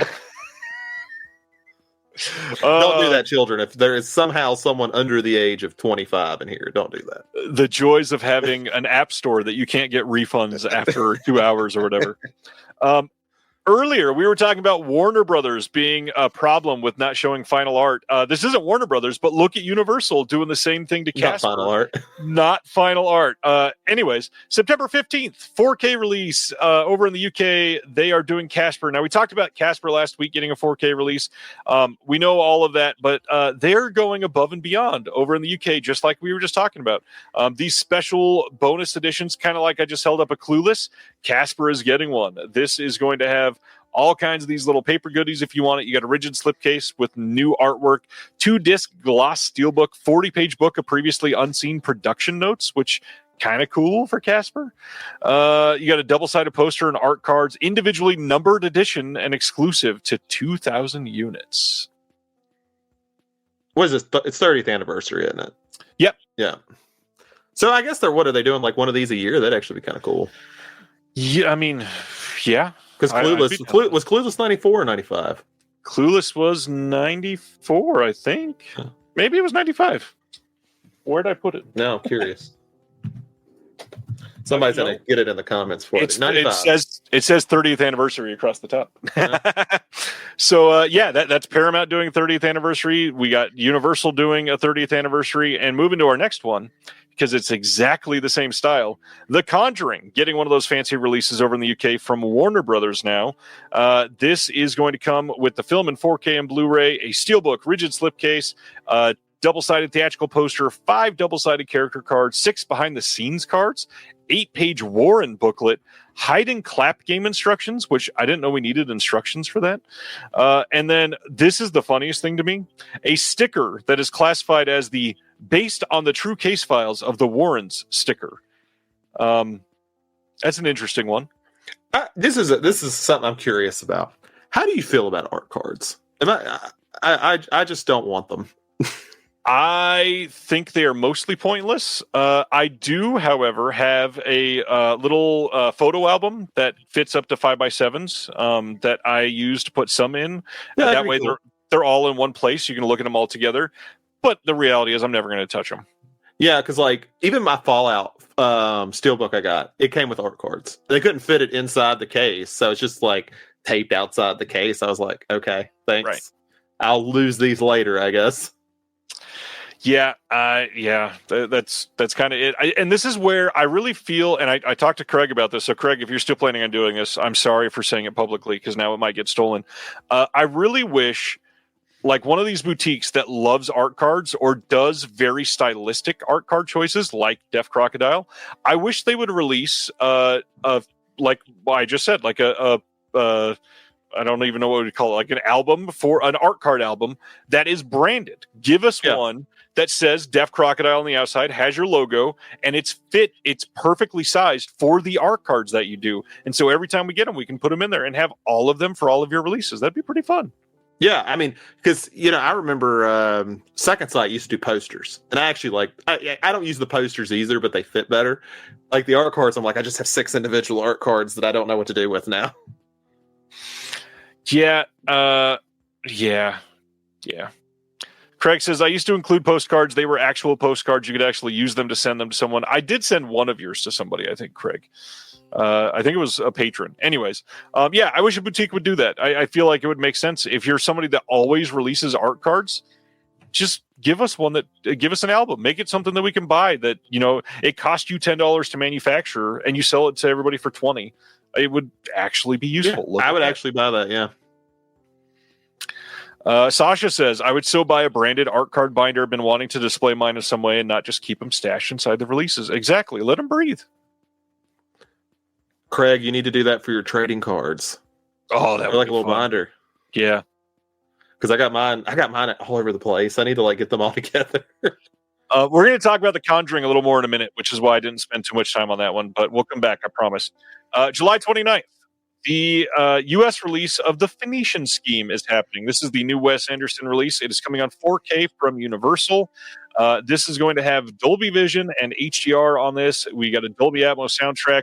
Behind The Phoenician Scheme featurette, there's a couple other featurettes like The Cast, The Airplane, Marseille Bob's, Zsa Zsa's World. But that's it. I love seeing all of the comments saying, oh, look, we're going to wait for the Criterion release. Sure, but when is that? Is it going to be like 2037? I think that's like the annoying thing with the box set coming out. It's like, if Wes Anderson had said, hey, I'm retired, I'd be like, cool, that's a great idea for the box set. It's like he's retired. Yeah, I would have loved them all. I again, did you see this one? No, I've given up on Wes Anderson about 4 movies ago. I used to watch all of his stuff because when I first got into film, everyone's like, this is like the guy. I got into Criterion, so I had Moonshine Kingdom, And then I think I got to Isle of Dogs, and I'm like, why am I doing this to myself? I don't like any of them. Like, I just keep watching them. And so I haven't watched one since, so it's been a while. Yeah, I saw this one in the theaters. It was fine. I'm the same as you. I've not loved anything Wes Anderson since Fantastic Mr. Fox, so we'll see. And yeah, Sibner's comment, the release of this is probably sooner since Indian Paintbrush bought Criterion. That's quite likely. I can't argue with that. It's just odd that they're releasing it widely first. Just make your money. If your company owns it, put it out on Criterion only. Same people are going to buy it. Oh, look at that. Sasha just said exactly what I just said. With you on Wes Anderson, Zach. Haven't liked anything since Mr. Fox. Okay, good. So usually I get more pushback on Wes Anderson. So nope, that's good. I'm not a worshiper, I promise. The Accountant 2 came out this year, and the crowd went mild. This is coming on 4K on August 12th. Of course, they'll have a regular Blu-ray release. They'll probably get a DVD release as well. No extras on this at all. Shocker. I'm sure you did not see The Accountant 2. Did you I see did. The Accountant? Oh, you did? Yeah, I like the first one, and I actually like this one quite a bit. Excuse me, I'll be leaving for getting it wrong. I'm sorry. No, you're good. No, I'm a big fan of John Berthdahl, so I was into it. He's in it more than the first one. Interesting. Yeah, I quite enjoyed the first one. I don't know why. It was a good time. Craig says no digital airbrushing on those faces at all. I want to know what in the hell they did to give Ben Affleck, like, I don't know, like some crazy like John Goodman chin or something. Do you remember when Interstellar came out with that terrible steelbook, and everyone's like, what happened to Matthew McConaughey's face? Yeah. Yeah, it was pretty bad. The Accountant had as much silly backstory as an entire trilogy in one movie, says Jay Weber. I agree with that. Yeah. Yeah. Batman versus the Punisher. That's what I was there for. And Sasha says The Accountant isn't really a name that screams action, but it sounds like these are fun movies. How would you describe the first Accountant movie? Fun is a weird word. They're competently made. They're definitely in that post John Wick got big, but they're a lot more grounded than John Wick is. Ben Affleck's really good in it, surprisingly. He seems to take the part pretty seriously, and it really could have ended badly, depending on how he portrayed the character. So, I mean, I think they're worth watching. They're not not top 10 action of the decade or anything, but they're good. I had somebody before I saw the first one said this movie is basically what if John Wick but autism. Yeah, that's pretty much it. And that is not meant as a slight on autism. No. That's literally a discussion point in the film. Yeah, and they honestly the second one, I think I haven't seen the first one since it came out. I've literally seen both of these in theaters, and that's it. So I feel like they go more into it with the second one than they did the first one. Especially because it's got like more of a familial aspect to it. So, it was enjoyable. I had a good time. I'll watch this. It's definitely a try before I blind buy it on 4K sort of situation. But I really enjoyed the first one. We talked about this one a long time ago. I think this was announced like last year. Let's not spend a lot of time on it, but I'll ask your opinion on the movie. July 21st, Cape Light, who operates kind of everywhere in the world, which is a really hard thing to nail down sometimes. They are working with Altitude Film in the UK to release Capote from 2005 in a media book edition. There's nothing new on here. It's just a 2-disc release with all of the same features as before. It's going to have a 24-page illustrated booklet in it. How do you feel about Capote? Never seen it. Never seen it. Nope, never seen it. This, I got to admit, does seem like a movie that Zach would like. Okay, then I will watch it. I will definitely. Let me add it to my watch list right now. Hoffman is incredible, obviously, in everything. But this is one that everybody should see. It's a good movie. And it deals with subject matter that you would appreciate for sure. Okay, cool. In Cold Blood. I've read that book, funny enough, so I don't know why I didn't put that together. Yeah. And Sasha says, "Ooh, I'm so down for an autistic action movie." We talked about this title last week as well, so I won't spend a lot of time on it, but I finally got the details. September 9th, we are getting a 4K steelbook of the anime version of The Girl Who Leapt Through Time from 2006. This is coming from Shout and G Kids. As far as I can tell, so far, not labeled as an Amazon exclusive, but I can't find a listing for this anywhere else. They might have popped up since I posted this, but at the time, at least, this was not on the Shout website, not anywhere else. And everywhere that they're selling this site, it is only Blu-ray. So I feel like this is going to be an Amazon exclusive for this format, even. Although knowing Shout, they'll probably release this on their website in like 6 months, and you can get it everywhere then. So didn't they have like an exclusive on another one of theirs, like last year or something? I feel like they've done that before, but I'm not into this enough to like know what if that's true. The format or just the steelbook itself? The steelbook being exclusive to something. Oh, they do exclusive steelbooks all the damn time. Okay. They did Best Buy exclusive. They've done Walmart exclusives. They've now been starting to do Amazon exclusives. But the hilarious thing is, literally 6 or 8 months later, they show up as a wide release everywhere else and on their site through their distributor. So gotcha. And then a reminder for anybody who likes the story of The Girl Who Leapt Through Time, the original Obayashi film, The Girl Who Leapt Through Time, is getting a release from Cult Epics here soon, and be on the lookout from that. Look at that. Connor Holt is at VHS Fest in Pennsylvania. I'm stoked for that, Connor. I hope you're having a good time. Connor's going to be writing about that for the next issue of the Physical Media Advocate. Awesome. Cannot wait. The next one, oh my God, have I heard this movie is atrocious. August 11th, the UK is getting a Blu-ray release of The Ritual from last year. Yes, this is The Ritual starring Al Pacino and Dan Stevens, the two people that I always think of teaming up in an exorcism movie. I want to know how they did it. Like, honestly, I want to behind the scenes of how they convinced them to do this movie. Like, that would be way more. I'm assuming. Yeah. I mean, it would take a lot, I feel like, at least for something. Yeah, I've heard this is bad. I would love to hear what everybody thinks in the chat. But yeah, this, I don't know. Ashley Greene is intriguing that she's in this, but I don't know. I don't know how excited I would be to see this. You know, I've always thought this idea was interesting because it comes into a lot with like exorcism movies. But somebody brought up one time, I wish I could remember who it was so I could credit them properly because it's not my idea, that The Exorcist was so good that no other movie could do an exorcism movie properly somehow. Like, you don't see that with anything else. But for some reason, if you see an exorcism movie, there's a 99% chance it's garbage. And it's so weird because it should be fairly easy. And the hard part, like, I am this close to saying, sure, but what about the what's it called? The Last Exorcism? I love that movie. And then I don't know about you, but for me, the last 90 seconds negate that entire film. Well, and the only other one I would say is up there with like The Exorcist. I mean, I guess we can count Exorcist 3, even though originally there's not supposed to be an exorcism in that movie, but whatever. Still a great movie. And The Exorcism of Emily Rose. And that was 20 years ago. Yeah, it's decent. Yeah, and then Pope's Exorcist, which didn't do, like, just went weird with it, which I appreciated. But that's like it that I can think of. Yep. Yeah, and look at that. Jay Weber says the last Exorcism. It does rock. It's great. I want to turn it off 3 minutes before the ending. I just wish they'd filmed an alternate ending and we could. I wish they just had the balls to do what they set up. Yes, that's all I wanted. Yes. And totally agree with Sibner. Please stop making the T in a title a cross and or putting a crucifix upside down. It's the same thing. Yeah, I agree. The next title from Severin.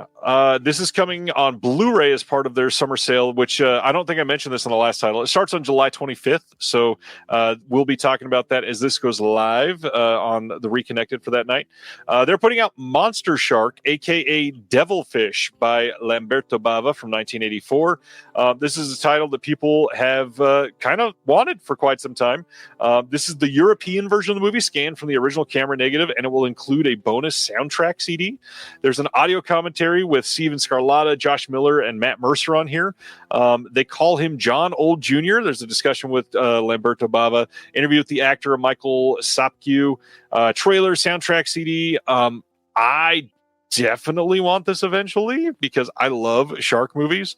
But I definitely will be waiting for an actual sale on the new title. That looks like something I'd buy at a Severance sale for $7.99. Yeah, I mean, I'd spend a little bit more on it, but yeah, it's usually when I get those. It's like I probably would not be happy. Yeah, I would definitely want to see this one. Lambert Dobava is pretty fun for the most part. He's not the best, but fun. You know what you're getting. Yeah, exactly. Speaking of you know what you're getting, a lot of people don't know what they're getting here because this has been so hard to see for so long. It is finally happening. September 16th. 4K, Blu-ray, and funny enough, Kino is putting out a DVD release of Night of the Juggler from 1980. We had talked about this when it got announced, but oh my gosh, here it is. 4K scan of the OCN, new HDR, Dolby Vision Master, brand new commentary with Steve Mitchell and Nathaniel Thompson. And usually that's enough for Kino, but Night of the Juggler is a big deal. So did they stop there? They did not. There's a new interview with James Brolin. New interview with Julie Carmen.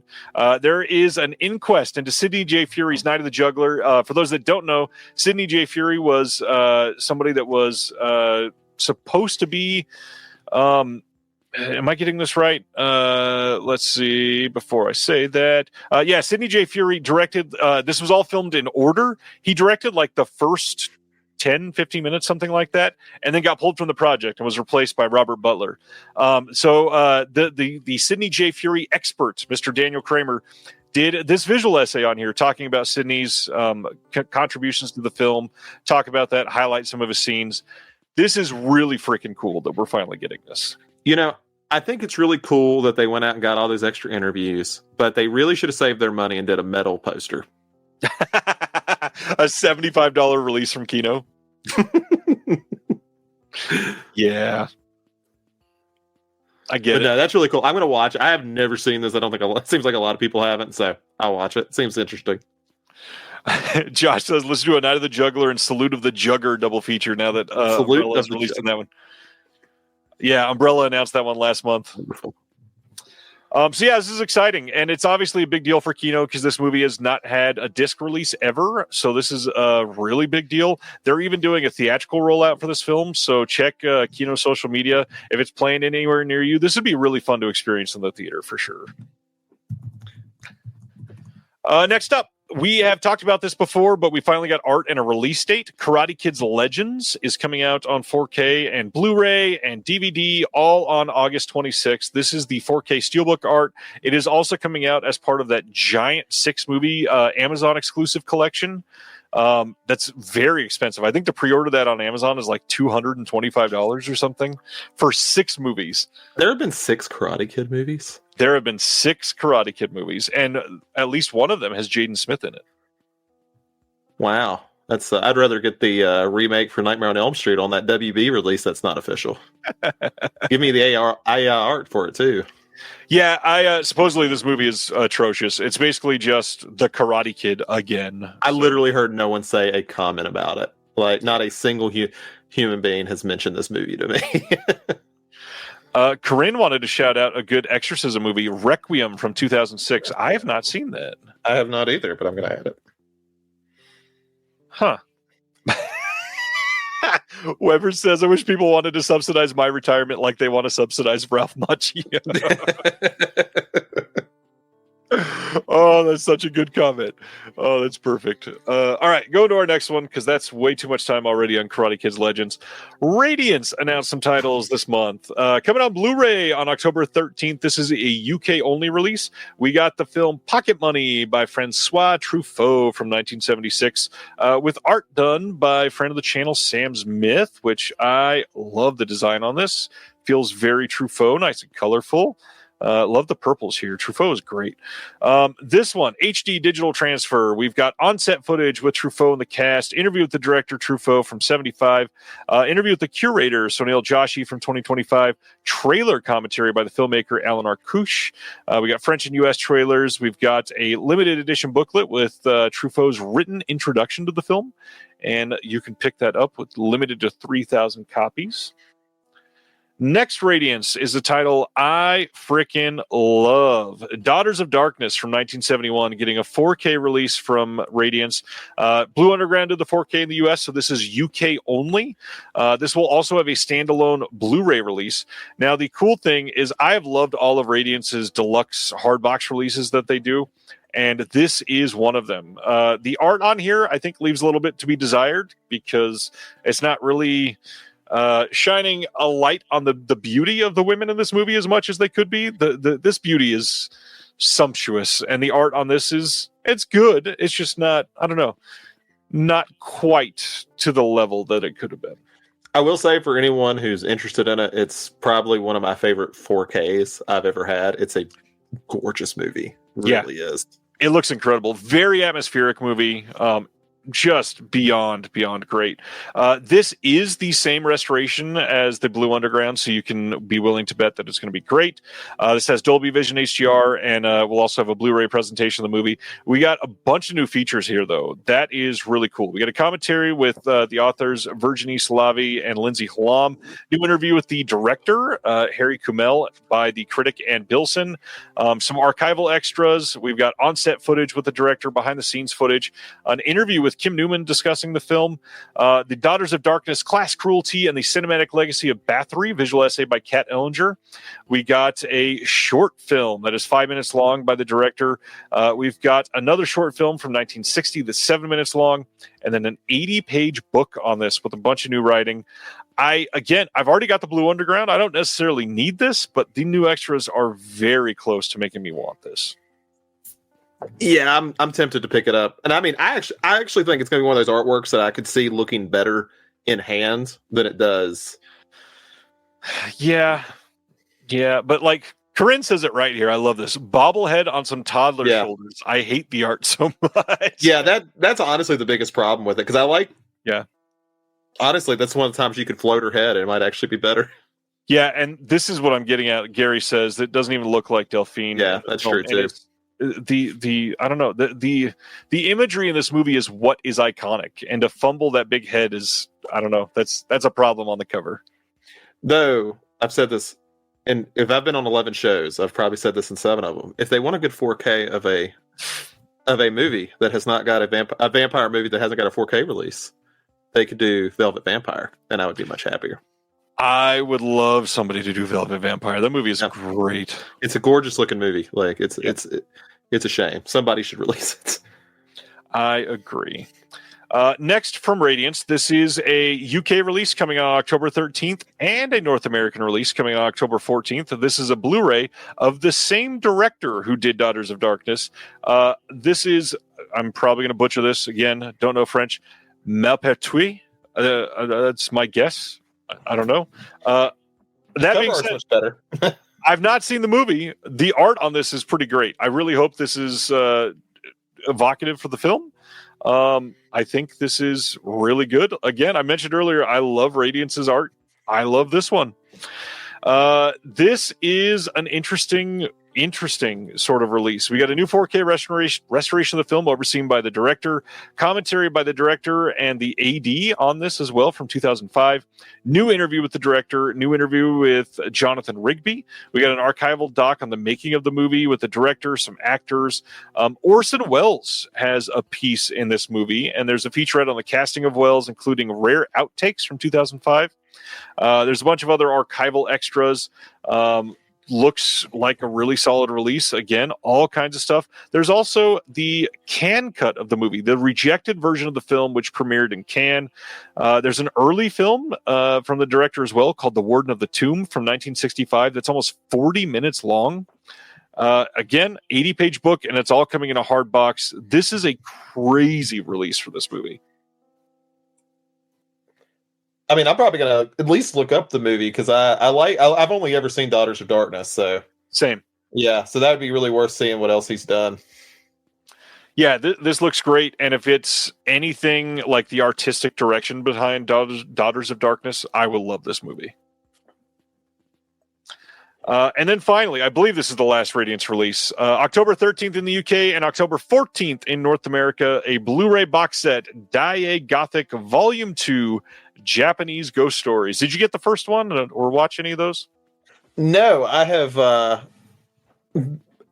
really held strong on not getting Radiance releases yet.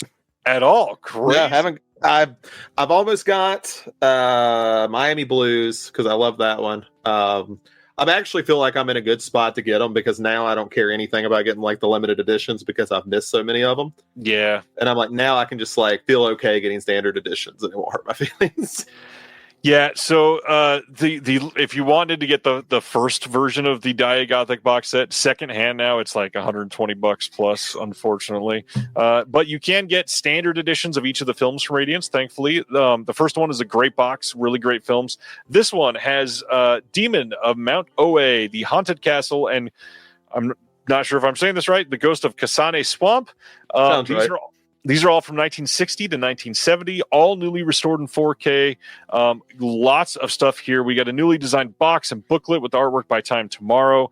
80-page booklet. There are extras on every release, including new interviews, some archival entries. Like, this is really fun stuff.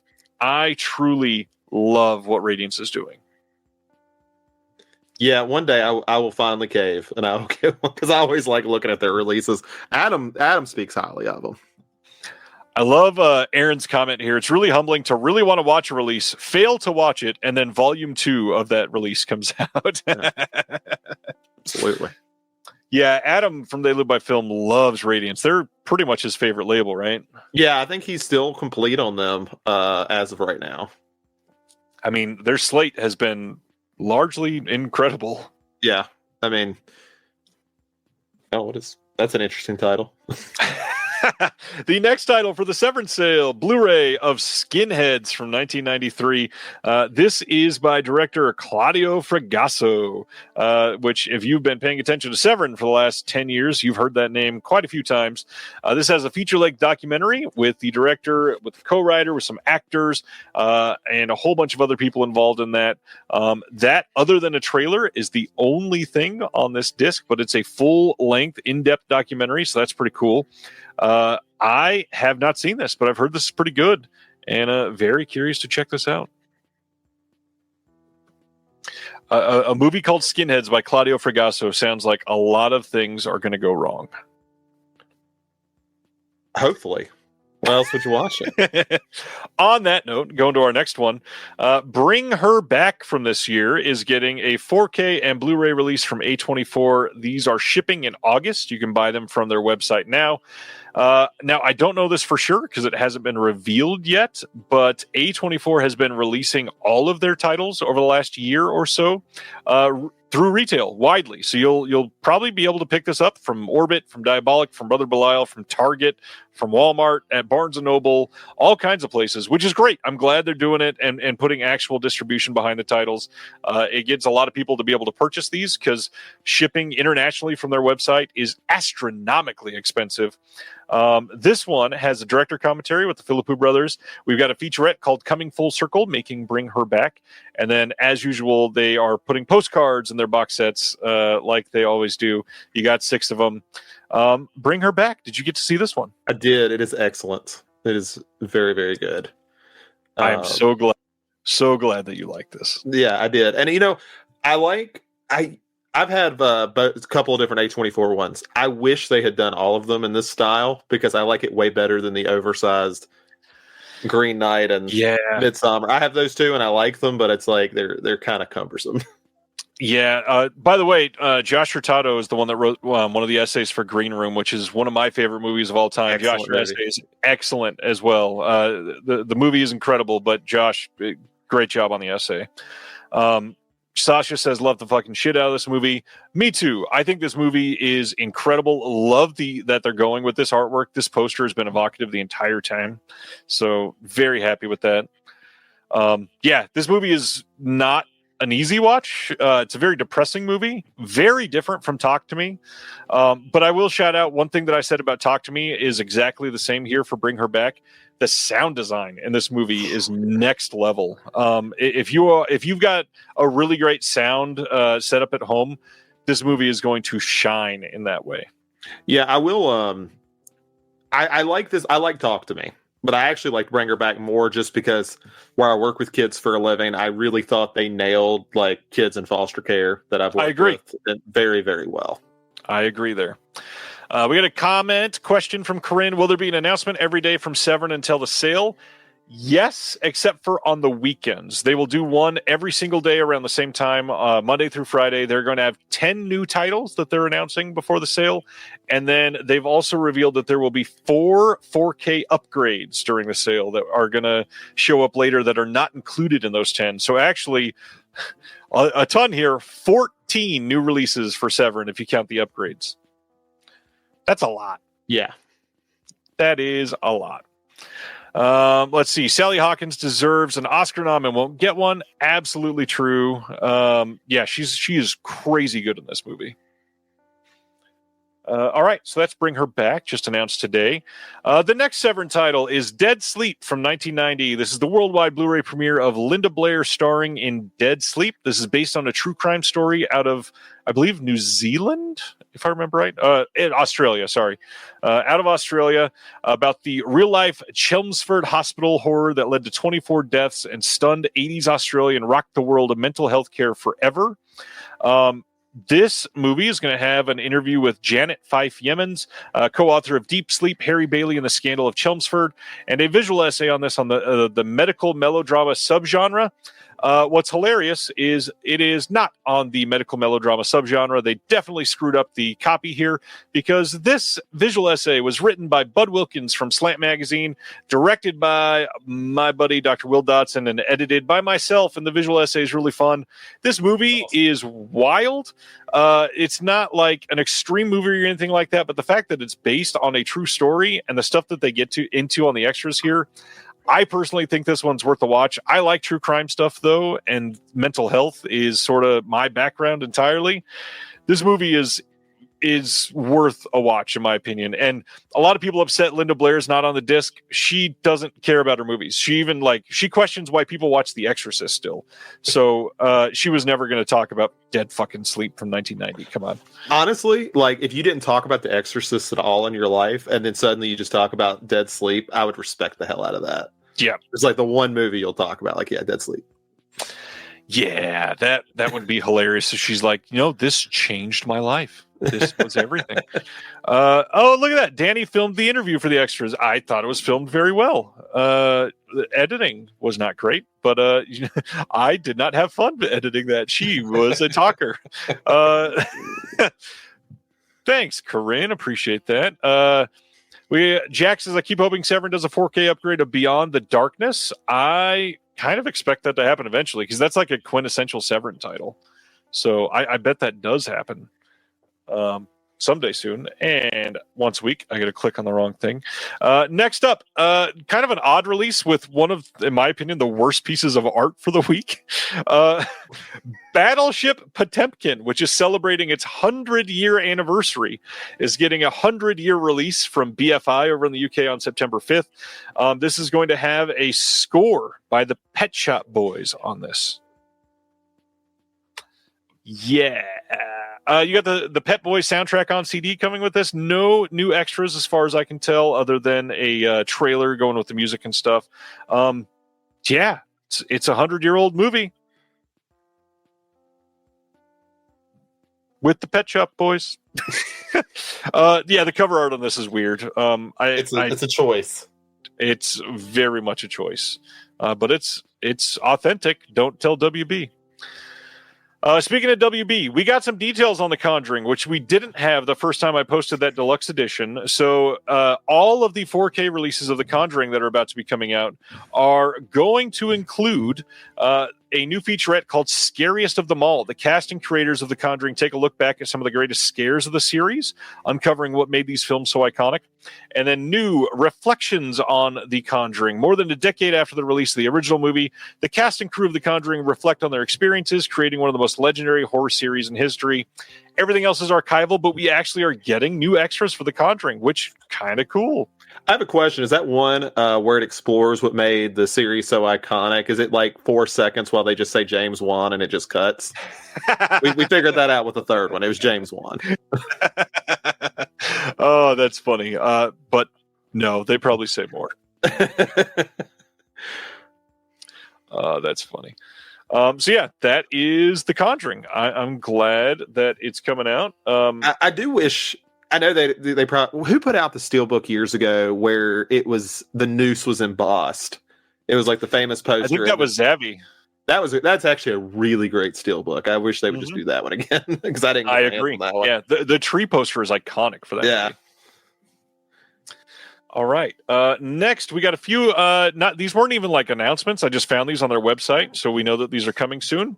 We're getting a Blu-ray release of The Strange Woman from 1946. This is coming as part of their limited edition line. This movie is by Edgar G. Ulmer. We got Douglas Sirk, Hedy Lamarr, George Sanders, all associated with it as well. This one will have a slipcover. It will be including a full color booklet inside as well with an essay, and it will have a commentary by Bernard M. Prokop. These are going to be limited. It'll be a pressed disc. That's all it'll have, though, is a booklet and a commentary. Not a lot more, but it'll look pretty good. Filmmasters does good stuff on their releases, so I'm glad to see it coming. Next one up, one that I never thought would get an HD release. Tarzan of the Apes from 1918.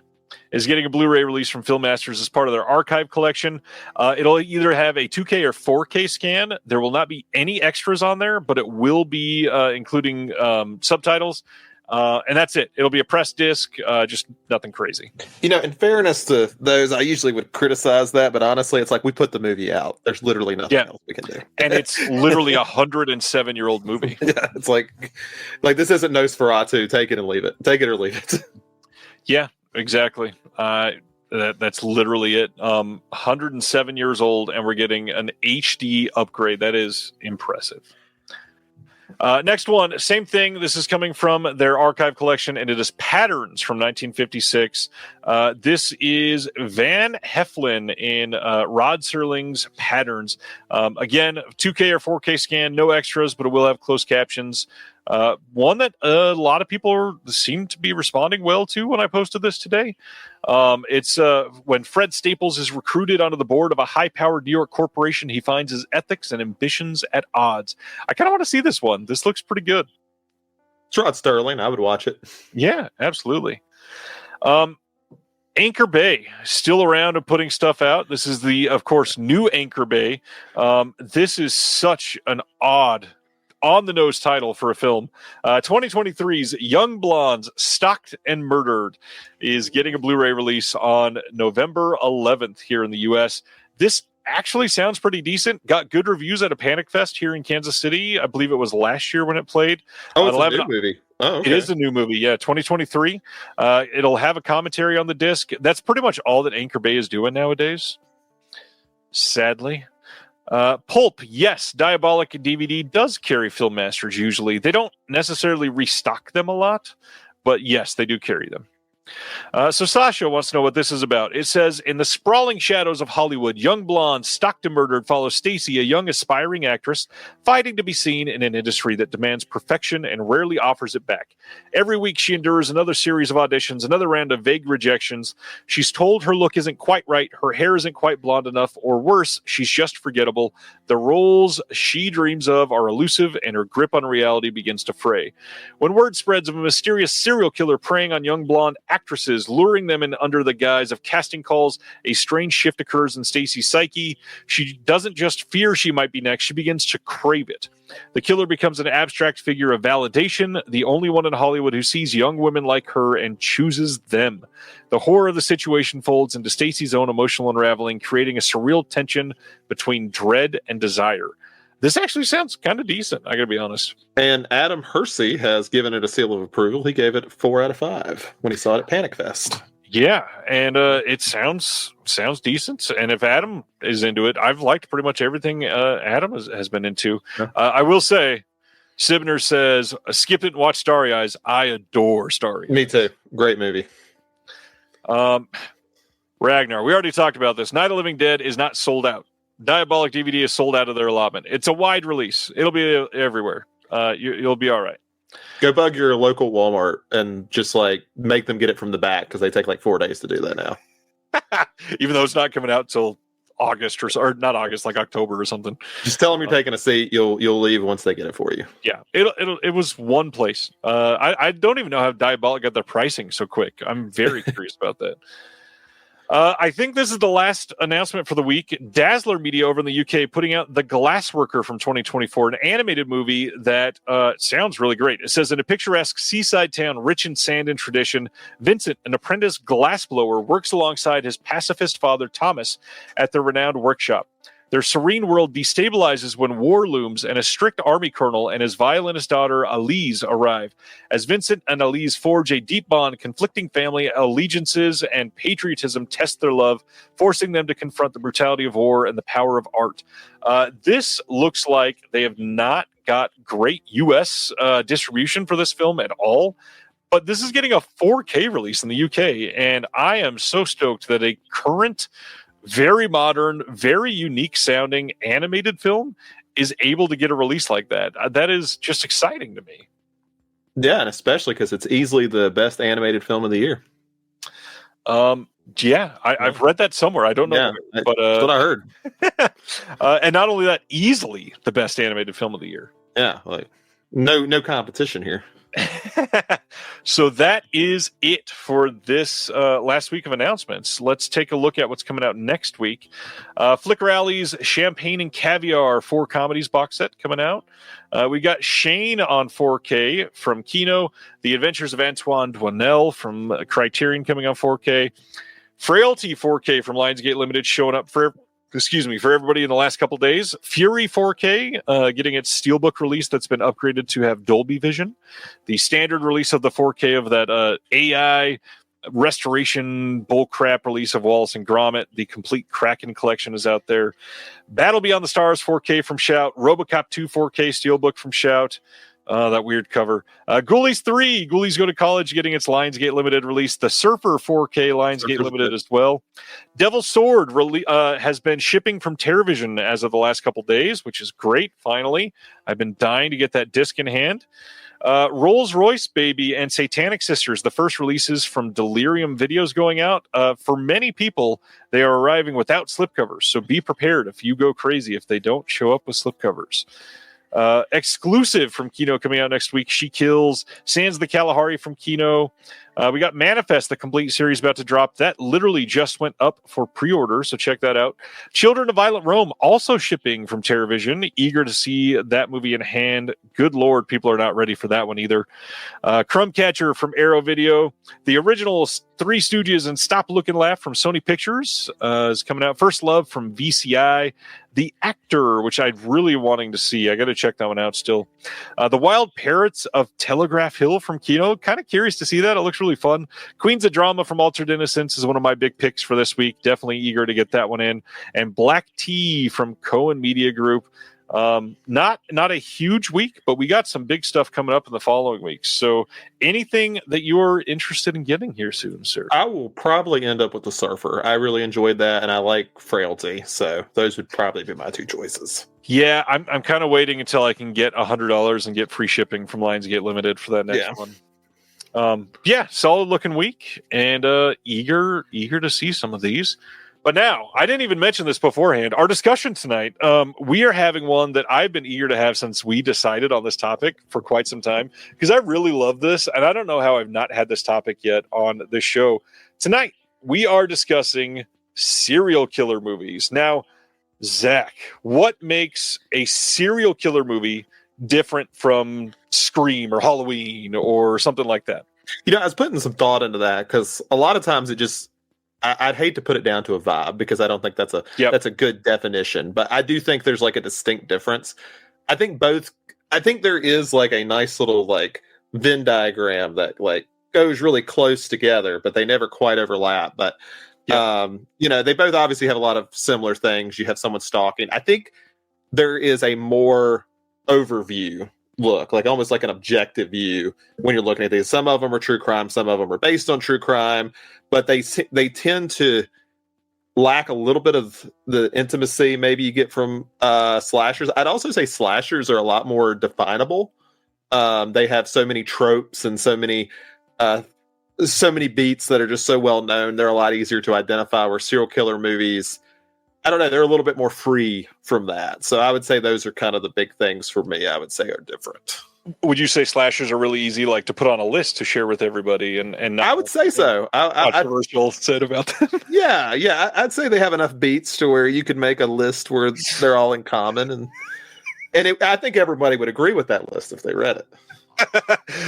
For those that don't know the joke, the Discord has been hopping this week with all kinds of discussions. One of them about slashers. If you want to join the Discord, check out the Patreon link in the description below. We'd love to have you because the discussion has been very busy over these last few days, and I am very, very curious to see if we have. Because I'm willing to bet we're gonna have a lot of crossover here. Because I know that we have kind of similar taste. Yeah. But I made a list of 14, so I've got a handful of honorable mentions. I got a list of top 10. We're going to go back and forth going through a ranked list. As usual, I'm going to try to say if one of us says the title and the other one has it higher on the list, let's wait for the discussion until the higher spot. So we'll tell the other one if we have it up higher.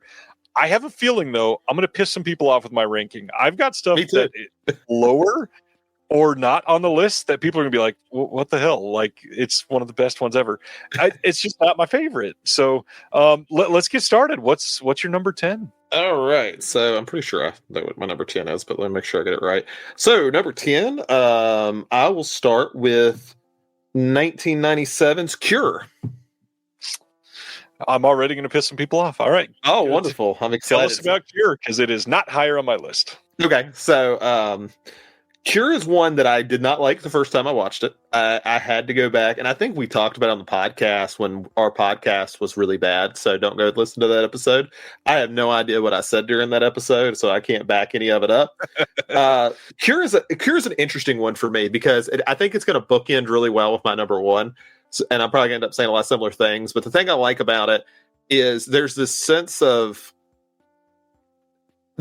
mystery to it that doesn't necessarily have a clear answer. I think it goes a lot into like a morality idea, and it kind of explores the idea of randomness in a serial killer type of setting. And it almost has like this airiness of like supernaturalism to it. And I really appreciate that. I really need to get the Criterion 4K. I don't own this movie, but I do need to pick it up. So Cure is not on my list. And what is hilarious is you just scared me into like, do I have to watch this again? Because I've only watched it once. I do not understand why Cure is so loved. I watched it and I walked away feeling like nothing. And the sad thing is so much of Cure I thought was going to be my jam, and then it just didn't land. I really now I just was I having an off day, and it's actually me that was wrong. I think there is a sense of that to where it is so sold, especially through Criterion audiences and things like that. It's a really good movie. It's really, really good to me. But I can also see it having like weird expectations. Like I weirdly get it. Like I've heard people try to sell it, compare it to Seven. I was like, it's nothing like Seven. Seven's a whole different sort of thing. It has a surrealist nature to it, and I think the first time I watched it, I was like, I am not in the mood for this. And like, Seven is like literal. It is telling you exactly what it's trying to tell you. Yeah, it's like they both have serial killers in it. It's about what they have in common. Yeah. Anyways, a muted color palette, maybe. Yeah. But very different directors doing it, but quite different directors.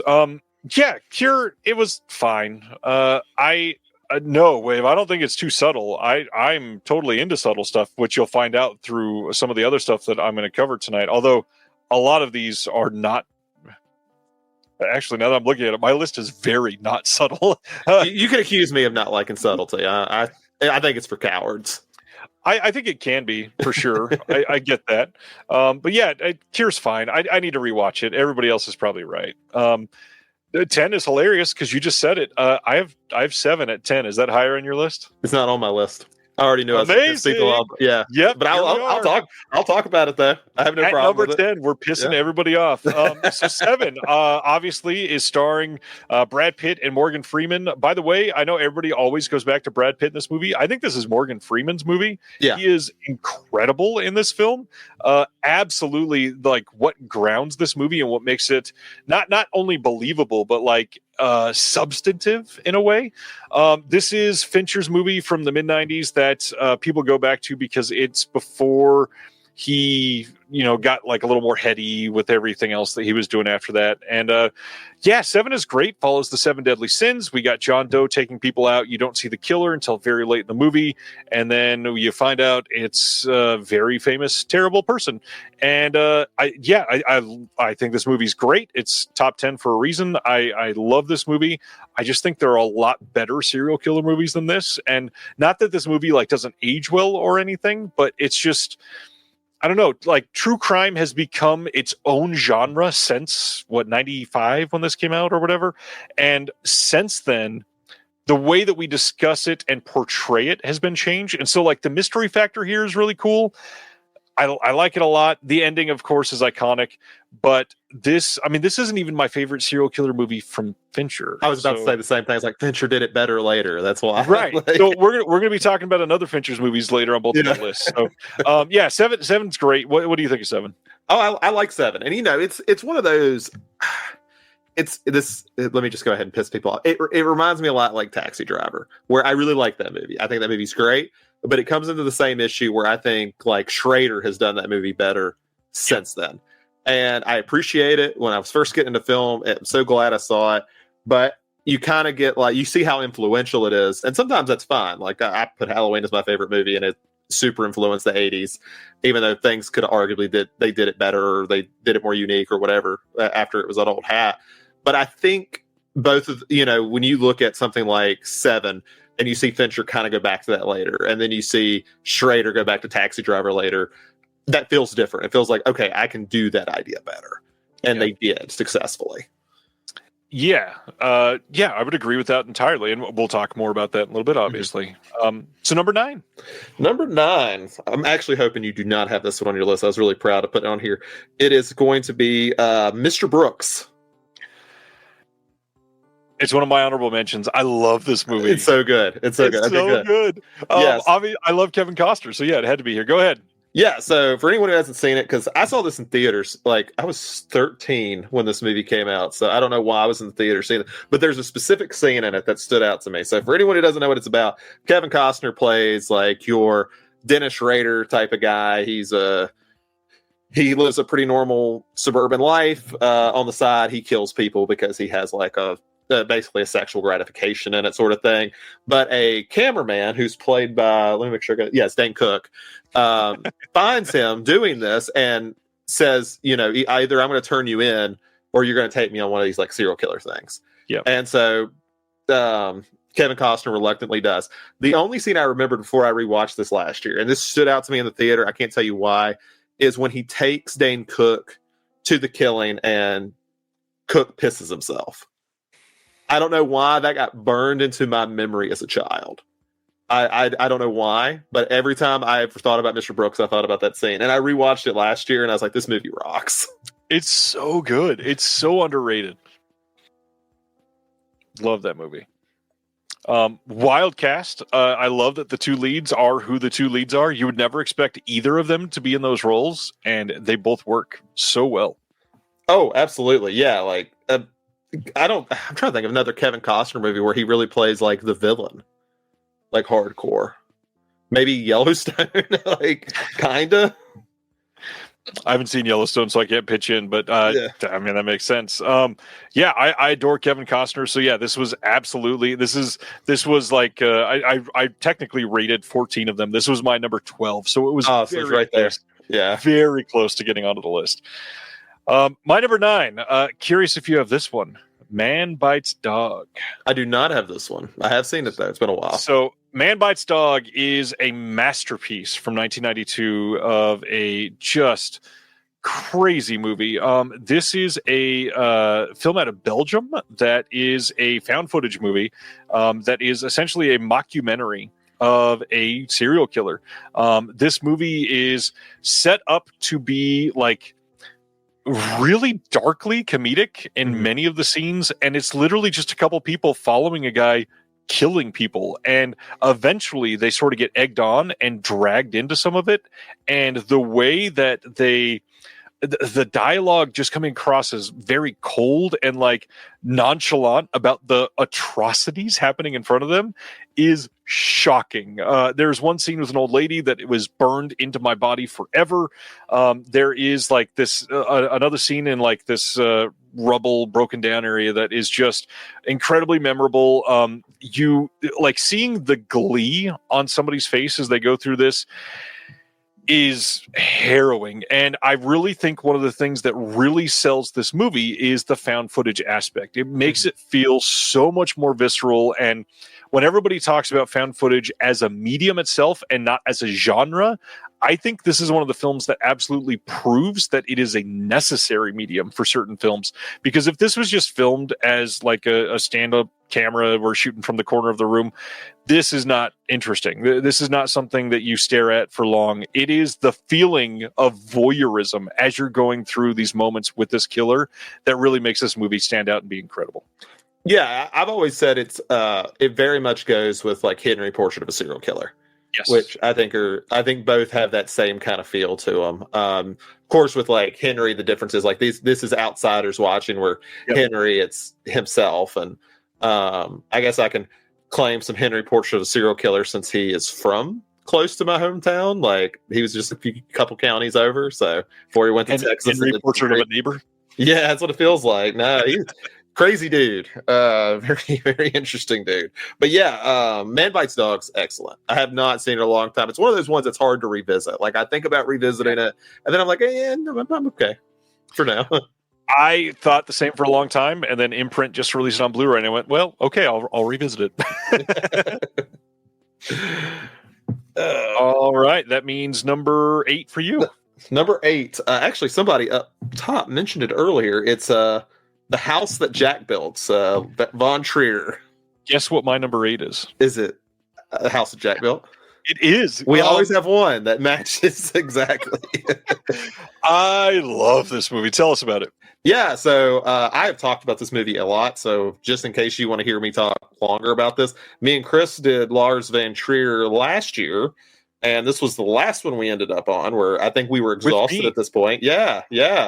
So yeah, that's right. Yeah, we were already exhausted by the time you got there. Yeah, we could tell. And of course, we're talking about Nymphomaniac and The House That Jack Built. It's like, all right, let's get this over. And I've been talking about Von Trier for a month. I was like, all right, I'm done.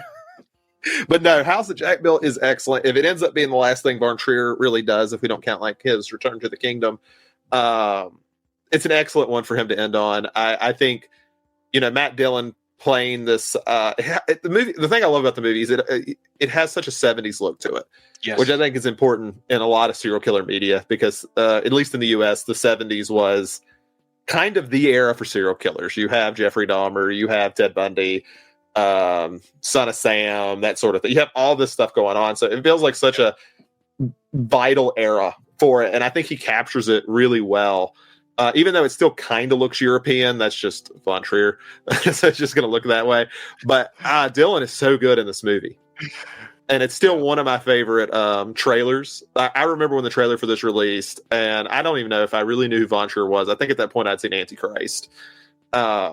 and it's still one of my favorites. I think it captures the tone of the film so well. My girlfriend, who's never seen it, still loves the part because she's seen that trailer where he talks about, like, he's has the woman behind the car and all the blood is hitting the road, and then it rains, and he starts talking about God and stuff like that. And she thinks about that all the time, and I think that captures the tone well. Like, that shouldn't be funny, but what Von Trier's so good at is how funny the movie is. Like, you'll be disturbed for like good 5 minutes because of some crazy shit that just happened, and then you laugh. And I was like, I think that's what Von Trier does well. Yeah, this is a movie that is hard for a lot of people to watch, but I also think everybody should probably watch this at least once. So I'm not going to spoil the. I'll just say I'm not going to spoil the ending because it is one of the most intense things that I'm going to talk about tonight. But this movie, I mean, there are so many scenes in this that are iconic imagery, that are disgusting to look at, that are truly deplorable acts of a terrible person. And then there are things like the whole Uma Thurman portion of this movie, which is hilarious and dark and just completely out of nowhere abrupt, where he just eviscerates her out of nowhere. And the thing that's so funny to me, and I've talked a lot about Von Trier, about, there's people have a lot of opinions about him. He's a very provocative individual, but I give him a lot of credit for someone who's going to do a self-insert and make fun of himself for being pretentious. His self-insert is someone like Jack. And, it takes the accusations that he got for years and how people view him because of his disturbing stuff, and then actually kind of makes fun of himself. Yeah. And I think that's great. I think the movie pulls that off incredibly. I used to have an issue with which I won't spoil here.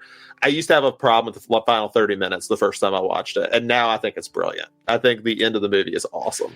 Yeah, it's a masterpiece. I mean, even not really a spoiler because it's the poster of the film, I guess, but there's a whole scene dedicated to like a refrigerator type of segment. And this whole thing that is so meticulous and OCD, like literal OCD, like I have to do things exactly a certain way.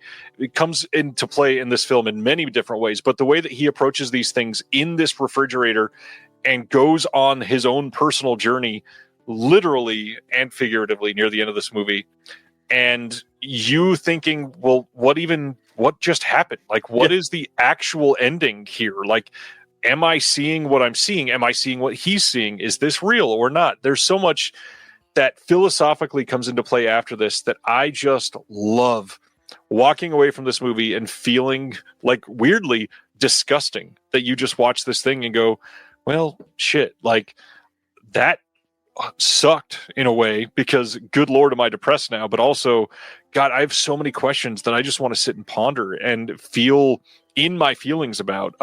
This to me is a masterpiece. This starts, like everything else on my list from here up is damn near, in my mind, a perfect movie, literally.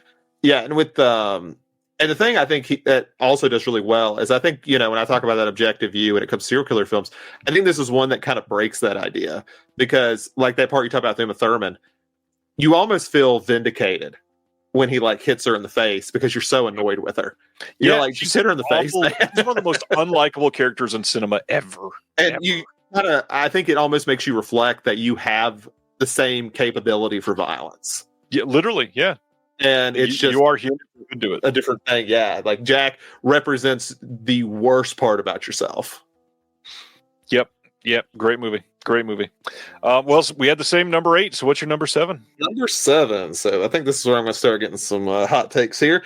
I have Strange Darling as my number 7. Yes.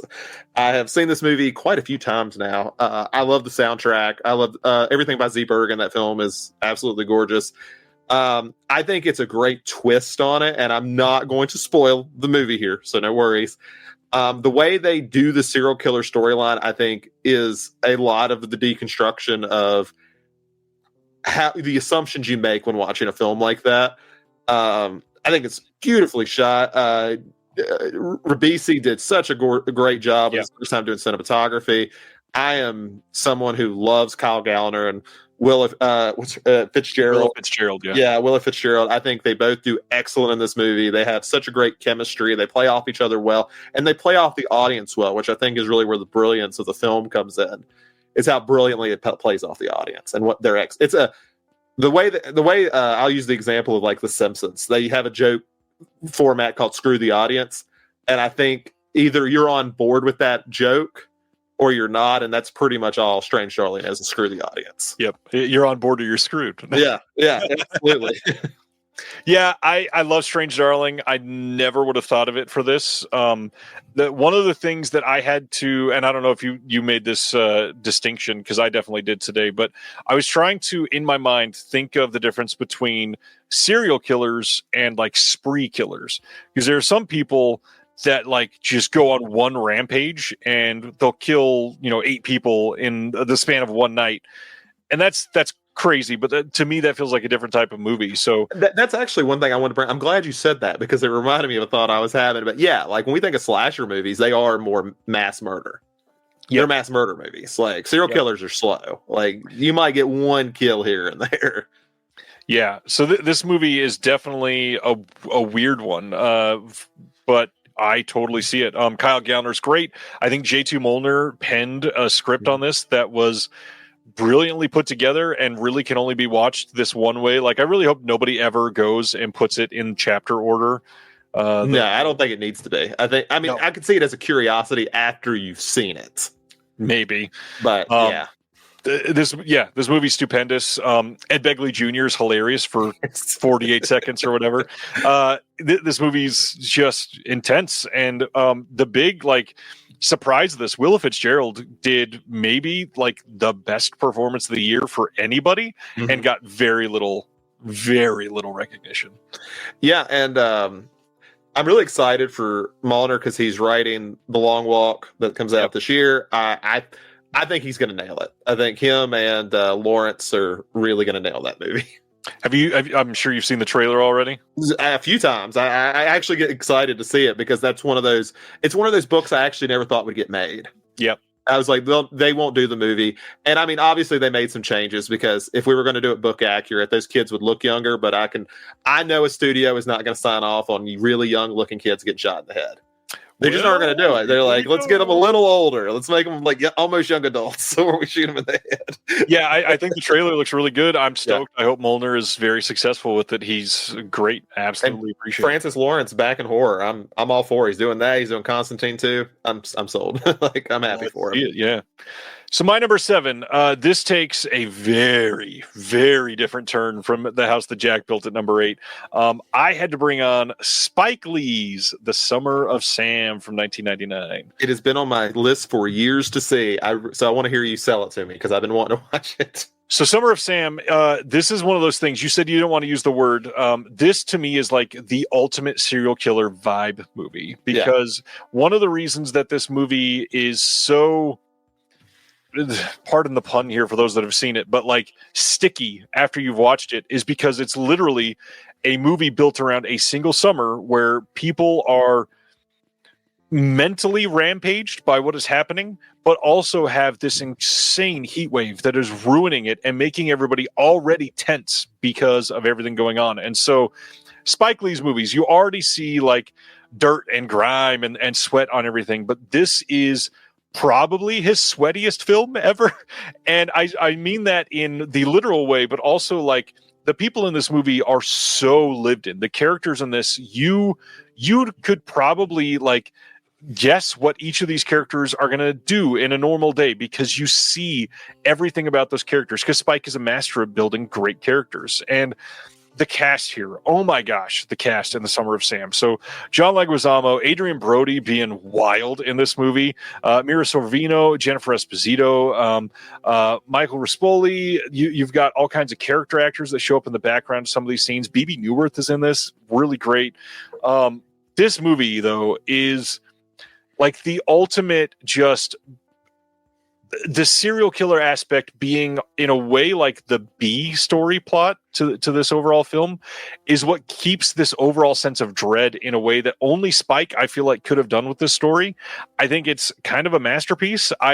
It's obviously nowhere near something like Malcolm X or Do the Right Thing in his filmography, but when you look at how he crafted the way that John Leguizamo is, it's just, I don't know. He's like very much a real person. You could say somebody just filmed this guy's week and put it on screen, and you'd be like, yeah, this is essentially a documentary. And it's so lived in and real and authentically Spike that I had to list it here.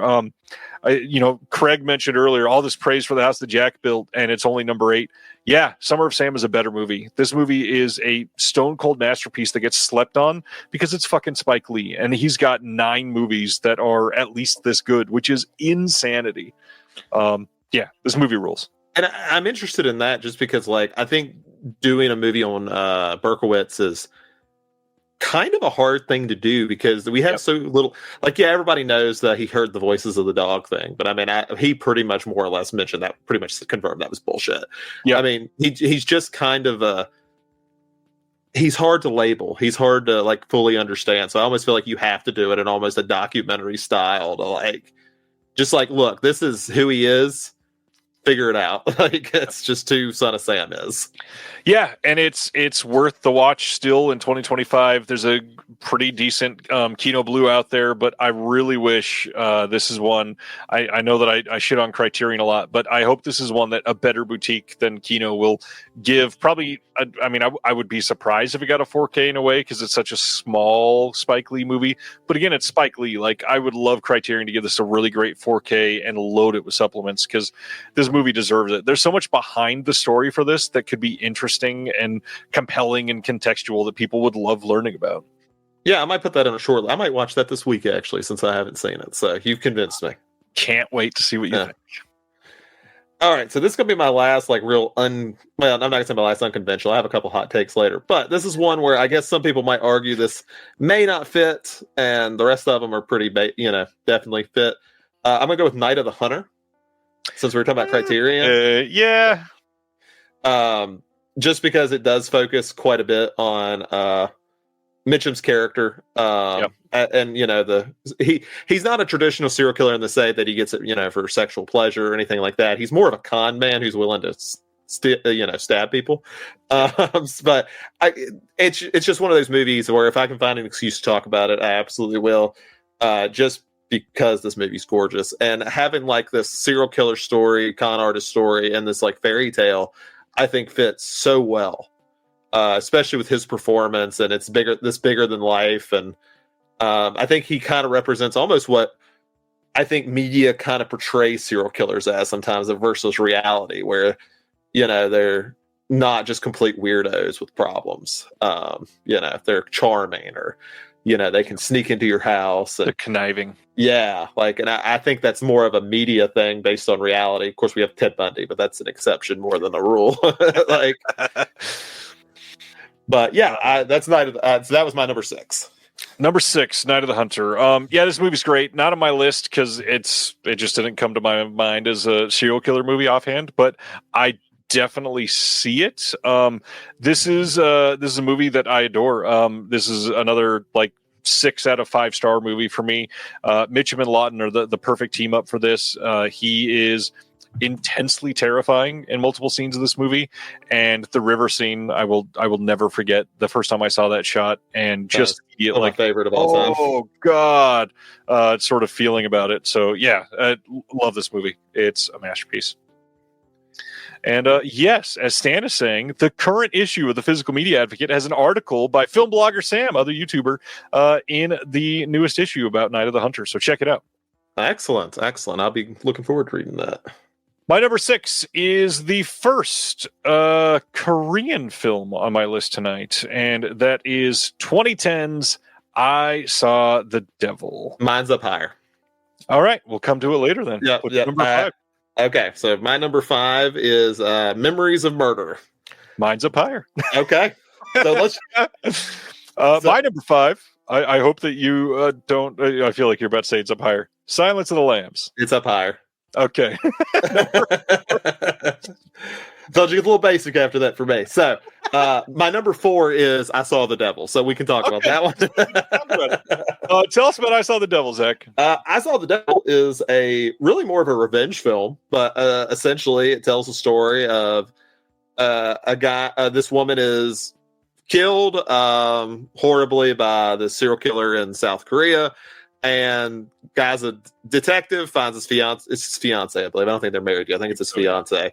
It finds she's horribly murdered, and instead of just like taking your normal revenge, where he just shoots the guy and John Wick styles it, he decides he's going to keep torturing him and letting him go time after time after time after time. Yep. And this movie gets wild. Like by the end of this movie, it really puts this perspective into the idea of, becoming the monster, that sort of thing, becoming what you're really hunting sort of thing, which, I mean, sure we've seen, but I don't know if it's ever been done quite like this. I think there's a lot of uniqueness in I Saw the Devil because of that. Yeah, I think there was print marketing around this movie, if I remember right, that said like abandon your compassion or abandon all compassion or something like that.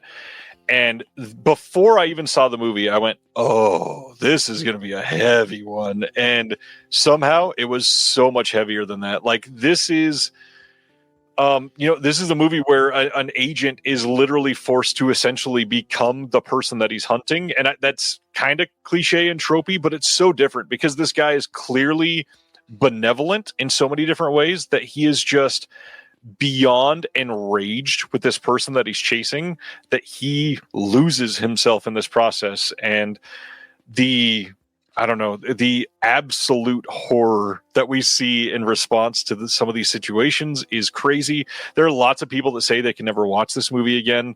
I think the acting in this is one of the best, which I said this is the first Korean film.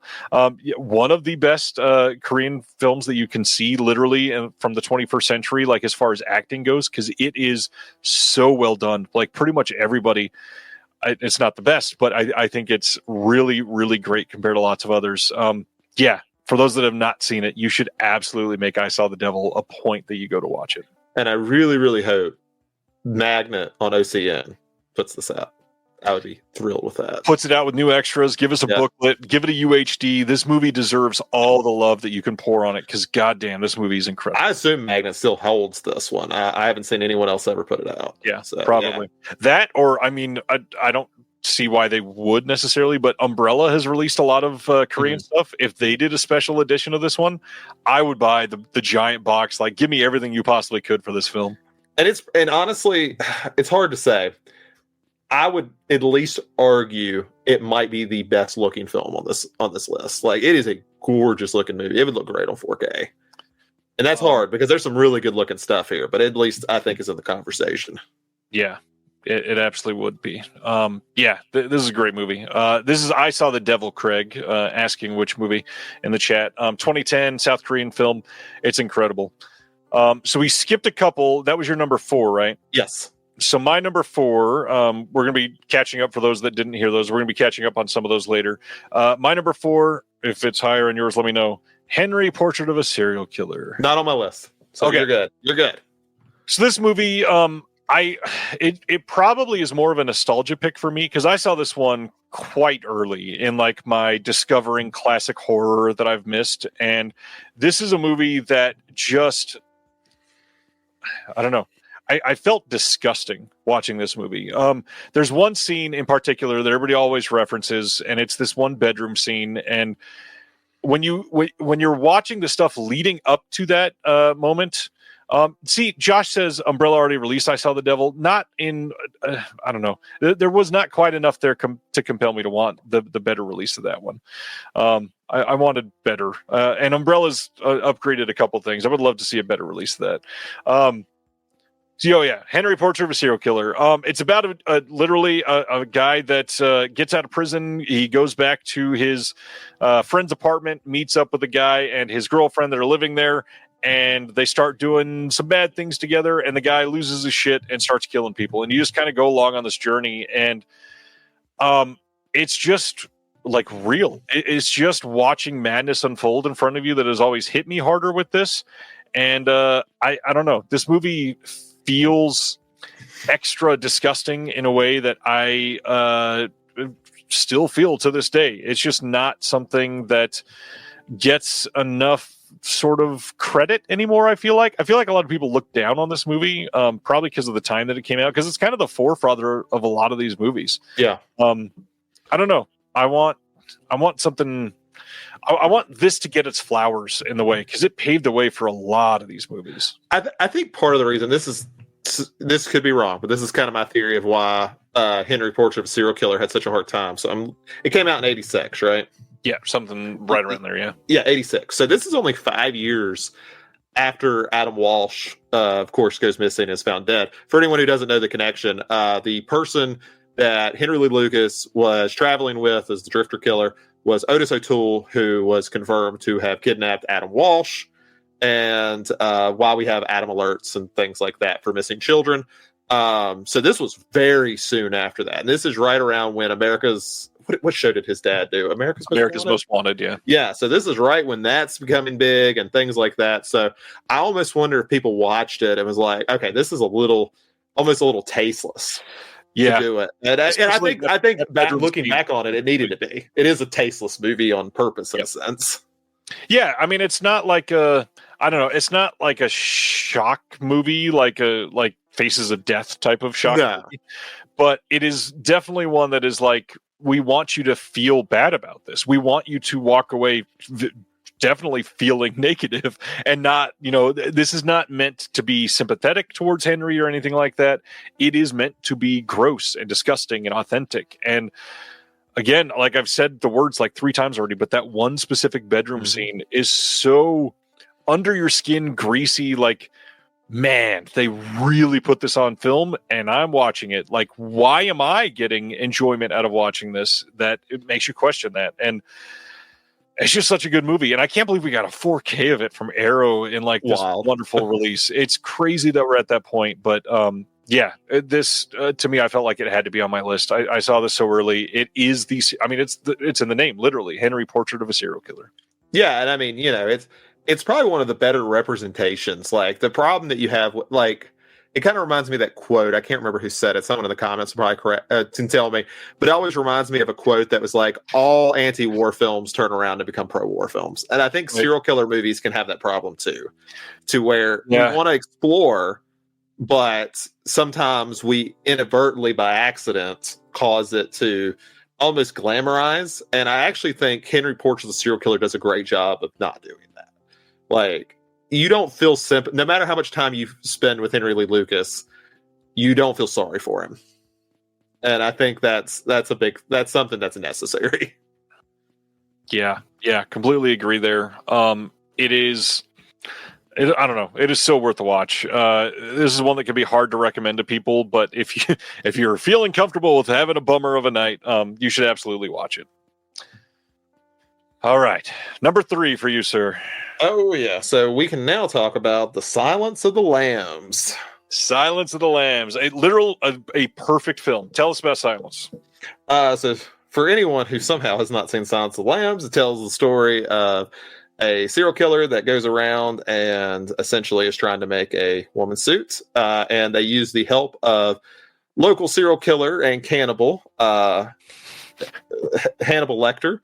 And it really just tells the story of how the FBI agent Clarice Sterling is dealing with having to have like any type of relationship with him, as he reads her and who she is as a person, and she has to do the same thing to him.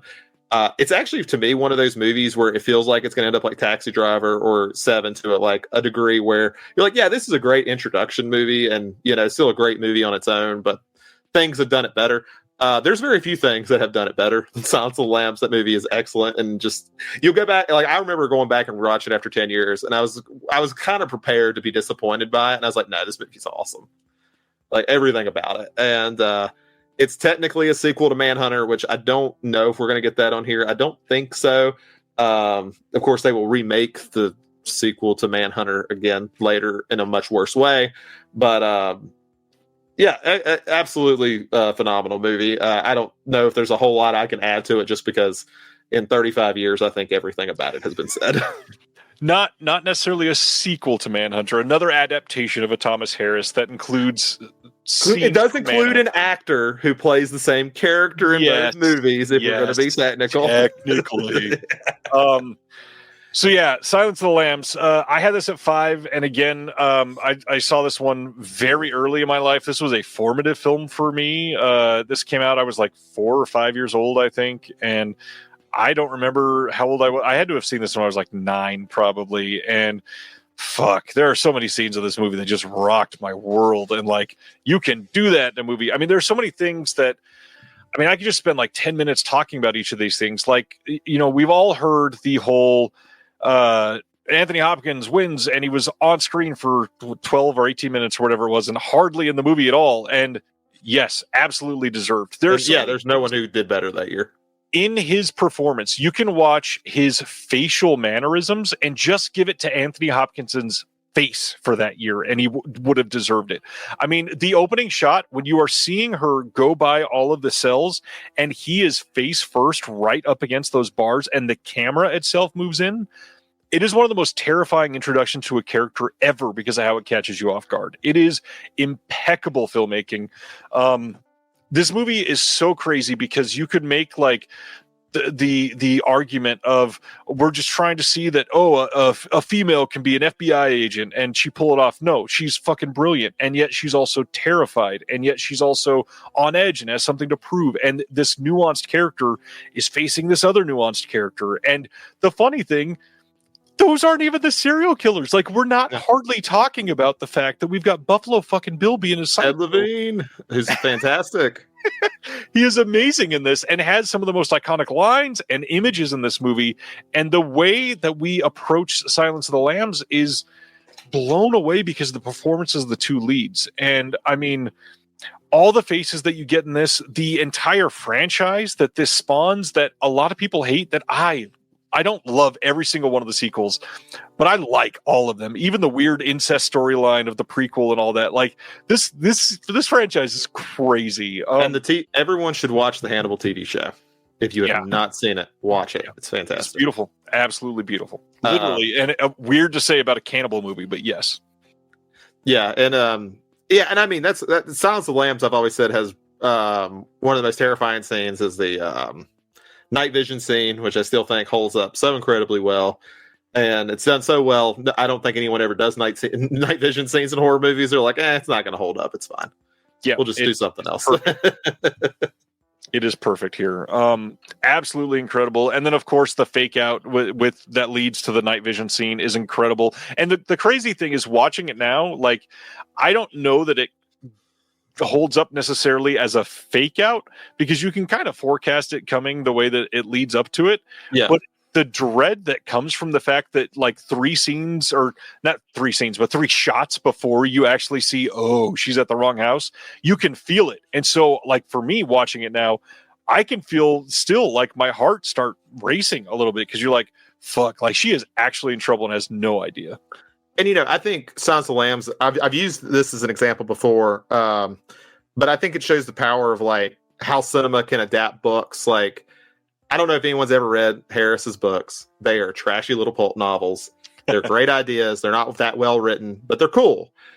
And it's kind of like The Godfather, where you have these pulpy little books that are just... Puzo's a stronger writer, but not that much stronger. But you take a director who has a vision and says, look, this is some really good stuff in here. Let's just tweak it and make it something special. Let's take it seriously instead of making it a pulp kind of crime thing. And it pays off in dividends because of that.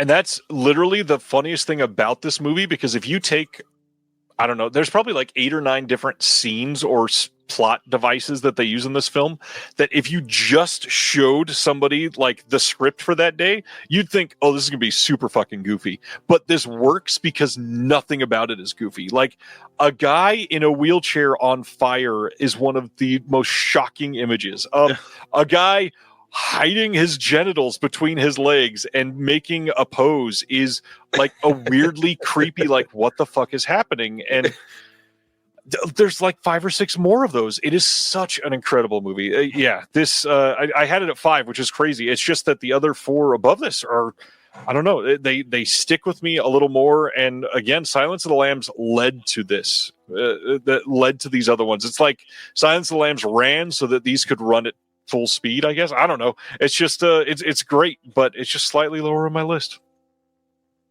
Well, now I want to know what your number 3 is. My number 3, so I mentioned that I Saw the Devil is my first Korean movie. Number 3 is my next Korean movie, and that is The Chaser. Not the one you expected. Oh, it was not the one I expected. The Chaser is a movie that I saw for the first time about 2 years ago and fell absolutely in love with. So The Chaser is a crazy fucking movie that is based around a guy that is running like a brothel for call girls, essentially, and he sends somebody out and she goes missing. He has no idea where she is, and he has to go investigate because he's losing one of his assets. And in the process, discovers that the person that sort of disappeared her is literally a serial killer. And this is happening to all kinds of stuff, and he ends up chasing this person many, many times throughout this movie. There's a lot of chasing, hence the title, The Chaser.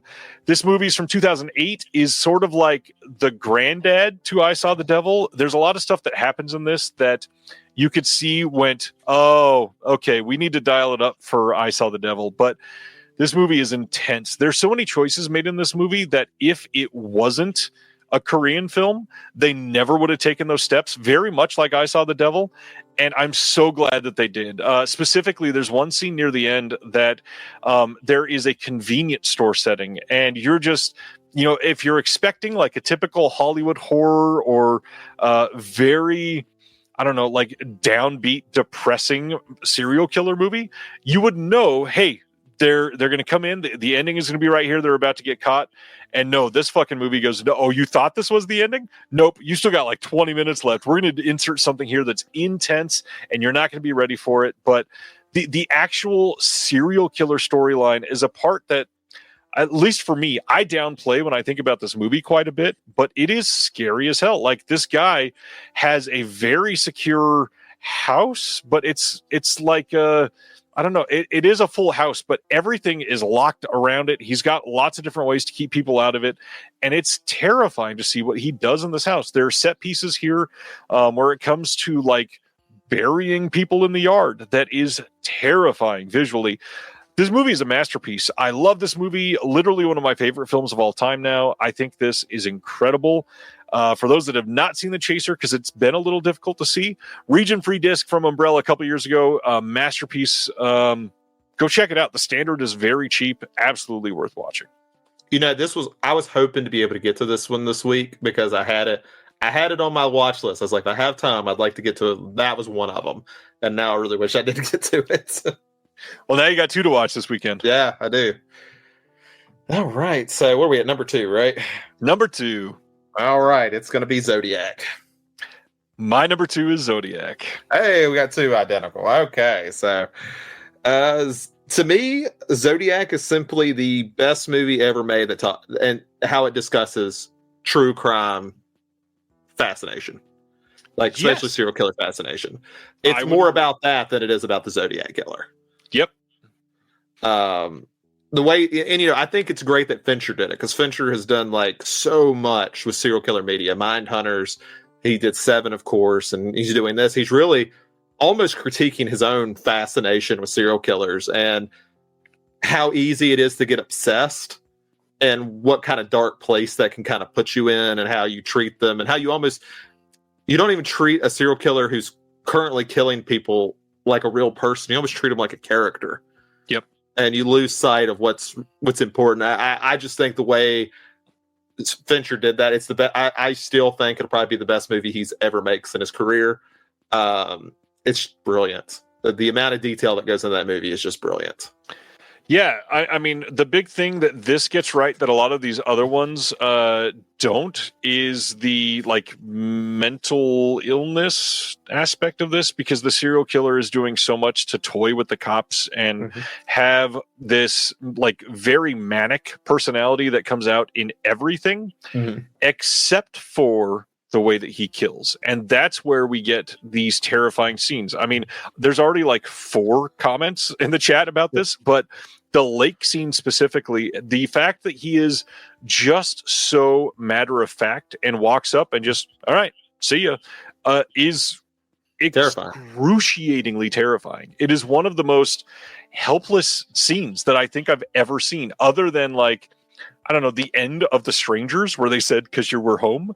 Yeah. There's so much in the nuance of how they have his character move literally in that scene is just, it's a Wednesday and this is my plans to walk up and shoot you. And it's all so visceral and intense. And knowing that an entire, like, not just a community, but like an entire half of one of the largest states in the United States was swept up in the fear of this at the time, is captured so fucking perfectly that this movie is like, it is the definition of what this genre should be. And it's going to be weird saying that that's number 2 because it's that exactly. But man, this movie is perfection.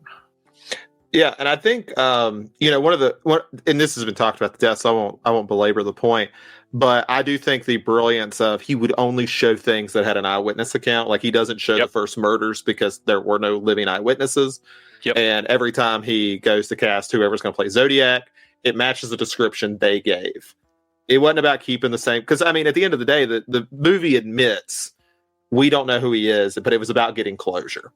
Like, you go into Zodiac, Alan was not the Zodiac killer, more than likely. Are we really upset because the dude was a pedophile? No, we're not upset to call him the Zodiac killer. So whatever. If it gives you closure, it gives you closure. That's what the film's about. Just saying, look, I've spent enough time trying to understand this, and there are just more important things. And I think that is just, there's a brilliance to it. And all the murders happen really within the first hour of the film, and the last hour and a half of it is just kind of exploring, Jake Gyllenhaal's character, who isn't the easiest person to be around. I always remember the great Gray Smith, the real person, watching it and talking about he kind of understood why his wife left him, watching the film. And it's like, that's such a sad sentence. And, that I think it really captures how well Fincher did to try to be real to what Gray Smith believed. And Gyllenhaal's great in it. Yeah. I guess we probably should mention that the entire cast here is really good, and the fact that so many of them go on MCU, so many MCU films is so weird to watch in 2025. But I mean, Jake Gyllenhaal, Mark Ruffalo, Robert Downey Jr., obviously, but then throw in Elias Koteas, Anthony Edwards, John Carroll Lynch is creepy as fuck in this, Chloe Sevigny is in this, Brian Cox, of course. Philip Baker Hall is always incredible. He's just amazing in this. God, Zodiac has been discussed to death, but this movie is absolutely a masterpiece. Well, you talk about like that because you were home being so creepy. I always think about not many people have basements in California. I do. And I just think that is so chilling every time I hear it. Yeah. Yeah, good solid pick. I'm glad that we had 2 in the exact same spot. Yeah, yeah. So you're number 1, sir. I think by deduction we can probably guess what it is. But what is your number 1? What do you think my number 1 is? I have a feeling it's Memories of Murder. No, I had to skip that one because you said it was. You said it was. That's my number 5. Oh, it's lower. That's right. Yep. Right. That's why we had to skip that one. Nope. My number 1 is. Here's the one that's gonna piss people off. Longlegs. Oh, Zach. Oh, okay. Yeah, I forgot that you loved this one. I do. And I do mean love. Like, yes. This is incredible. Yep. So, Long Legs it takes a lot of inspiration from a lot of the things we've talked about. Yep. And I think there's an interesting connection. So this was made by Osgood Perkins, whose father is Anthony Perkins. So the thing I always find fascinating about this is it's taken a lot of inspiration, of course, from Silence of the Lambs, which is based off Ed Gein. Ed Gein also inspired Psycho. So there's a nice little familial thing going on here that I think is great. I think Long Legs captures the reason I mentioned earlier with Cure is because I think it does a lot of the things Cure does. I think there is a incredible amount of detail in this film. I think the amount of mystery that just stays pervasive throughout. And I know a lot of people complain about there being so much that's talked about. I can already see a lot of comments going, so that's great. I think, a lot of people complain about the exposition at the end. And while I think that's a valid criticism, I also think it's a little overstated because there's still so much mystery to this film. I mean, one of the things I think is fascinating is every murder has like a little red piano in it, and they don't ever highlight that. They do highlight it a little bit in like the alternate reality game they made for it, but it's as far as the text of the film, there's all these little things. They have like all of these details in the background, and I think it's so incredibly rewatchable.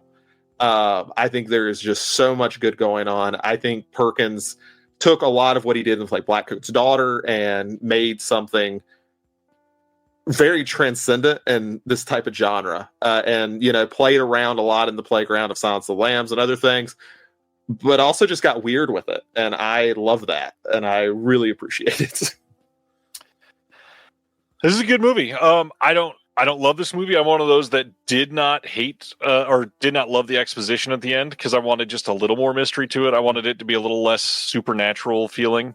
But I will say, on your list, especially tonight, I really, really appreciate the performance of our main detective here. I think that Micah is incredible. I think that the methodical way that we see her approach things, especially in that first act, is exactly what I want from one of these movies. The other thing that does not get enough love from this, the fact that Kiernan Shipka is in this for such a short scene, or 2 scenes, I guess. Yeah. And she is fan-fucking-tastic in this movie. She got, I think I applauded her last year for being in 2 movies for like 4 minutes total. Yeah, she was great in both.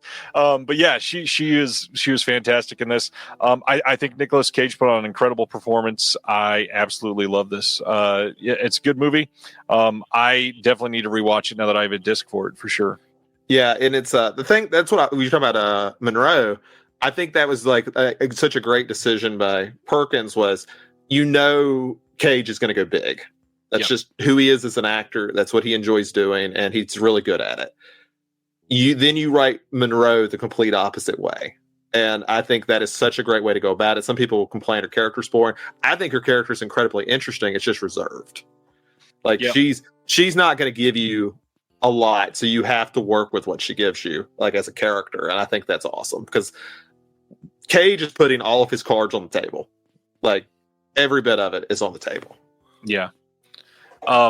Corinna's saying, wow, so much love for Long Legs. Thought it was awful. Love Blackcoats, though. I will say Blackcoats is still my favorite from him. Blackcoats is brilliant. Brilliant. I actually think they're good, like, spiritual sequels to one another without getting too much into, like, spoilers or anything. I feel like they match each other well.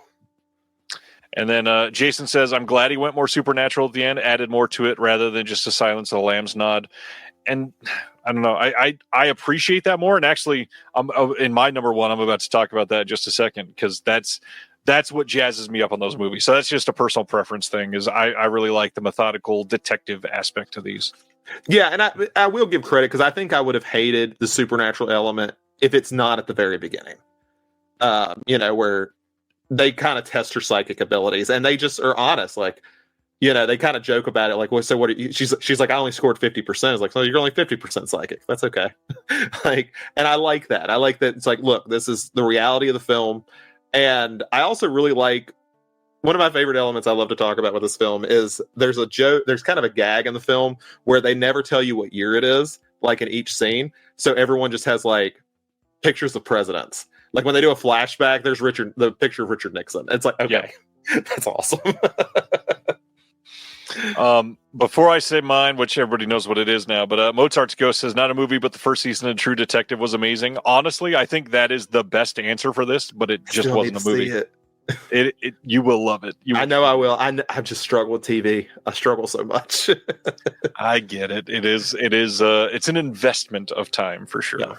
Although, so is watching every Lars von Trier movie over 2 months or whatever it was. That was I don't know if that investment was worth it, but it happened.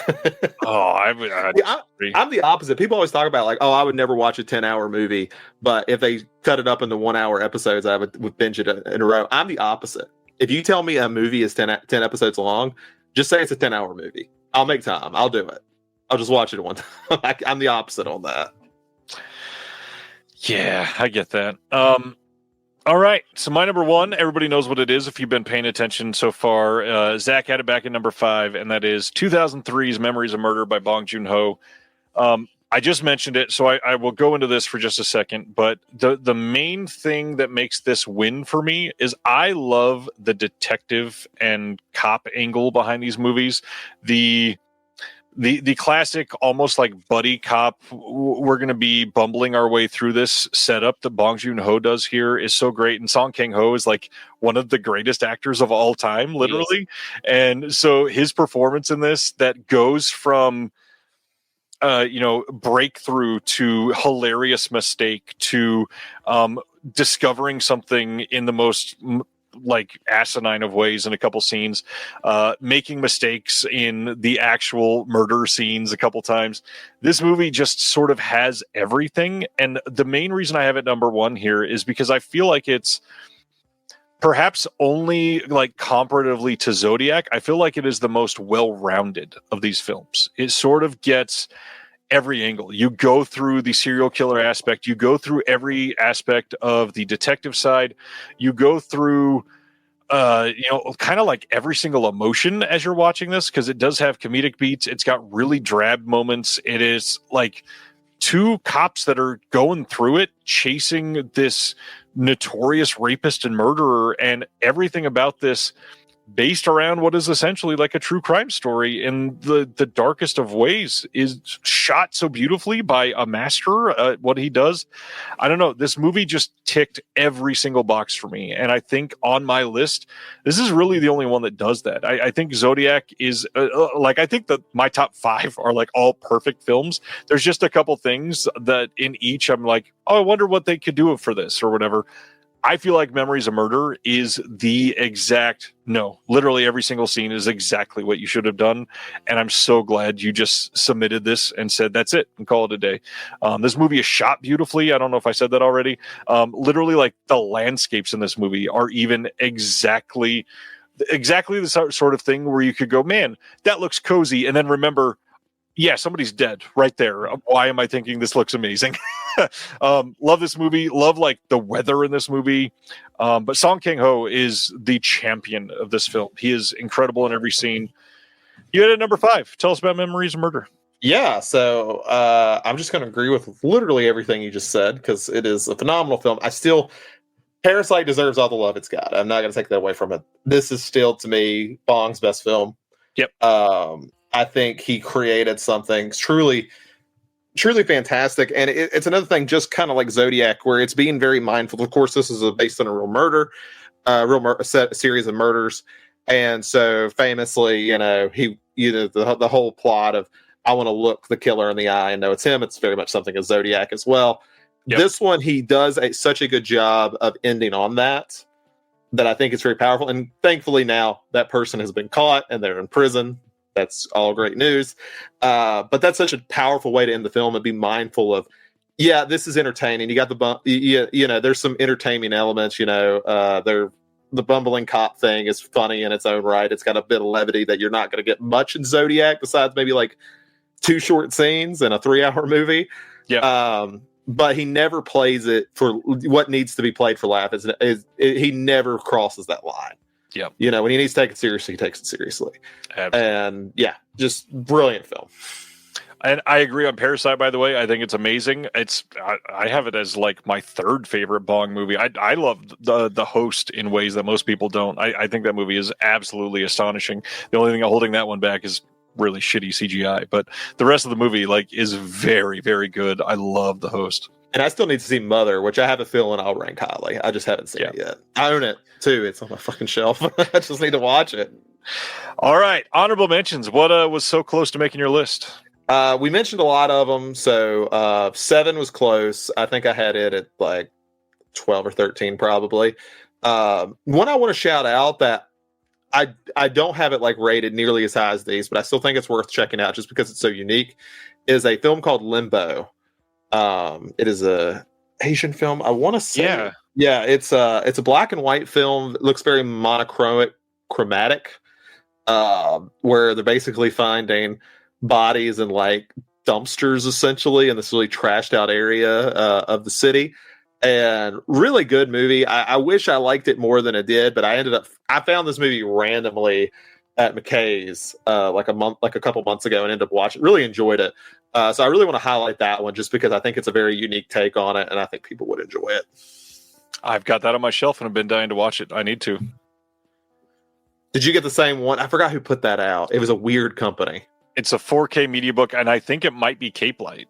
That might be, I think you might be right, because I think that's the one I found at McKay's. And it was super cheap for a really good 4K. So yeah. Let me see. I think it's Cape Light. Any others that you wanted to shout out? I think that covers it, because I think some of the other ones that I didn't list I had on there as well. Yeah, it was Cape Light that put it out. That's funny because we were just talking about them. So my number 11, we mentioned it a couple times, was Manhunter. I screwed up earlier and said the flaming wheelchair was in Silence. I didn't want to correct you, but I was going to leave it. Yeah, it's from Manhunter. I would just confuse myself, and Sibner already texted me to correct me. Thanks, Sib. I love Manhunter. I think it's the stylish, scrappy younger brother of Silence of the Lambs that wishes it could be Silence of the Lambs, but never could be. It's also great. It just didn't deserve to be top 10 for me. Yeah, the thing with the Hannibal Lecter movies, it's fascinating the directors they get to it, because then you get Ridley, who makes a completely different movie. He's like, I'm going to make a pulpy, slocky thing, and it's like, sure, that's awesome too, man. Like, it's just kind of a weird follow up to Silence of the Lambs, but go for it. I like it. Oh, I do too. It's fun. Number 12, I mentioned earlier, was Mr. Brooks. I love that movie. I've championed that movie for a decade plus. It's so good. Number 13, you mentioned this earlier, and we haven't really talked about it, but The Stepfather is actually brilliant, and he is such an intimidating character in that movie. And yeah, I mean, it's that. It almost sounds like it'd be corny. I think we talked about that with another film where this could almost be corny if you're not careful. But that switch to who am I here? He sells that with such conviction. Yeah. And it's like, oh, that's so good. And that's one of those movies. Stepfather was one where I was like, if you needed that Venn diagram of slasher and serial killer movie, that might be it. That might be that sliver of overlap is Stepfather. Yeah, that's pretty damn close. I would agree there.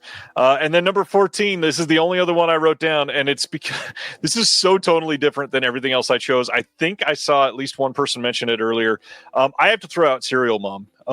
John Waters is a master of his craft, and this is just such a fun movie. And I liked this for a long time, but watching Serial Mom on the big screen changed everything. I liked this movie so much more after that. This was like an immediate, oh my God, I will appreciate this for the rest of my life now, because something just seeing it like enrapture you is such a different experience.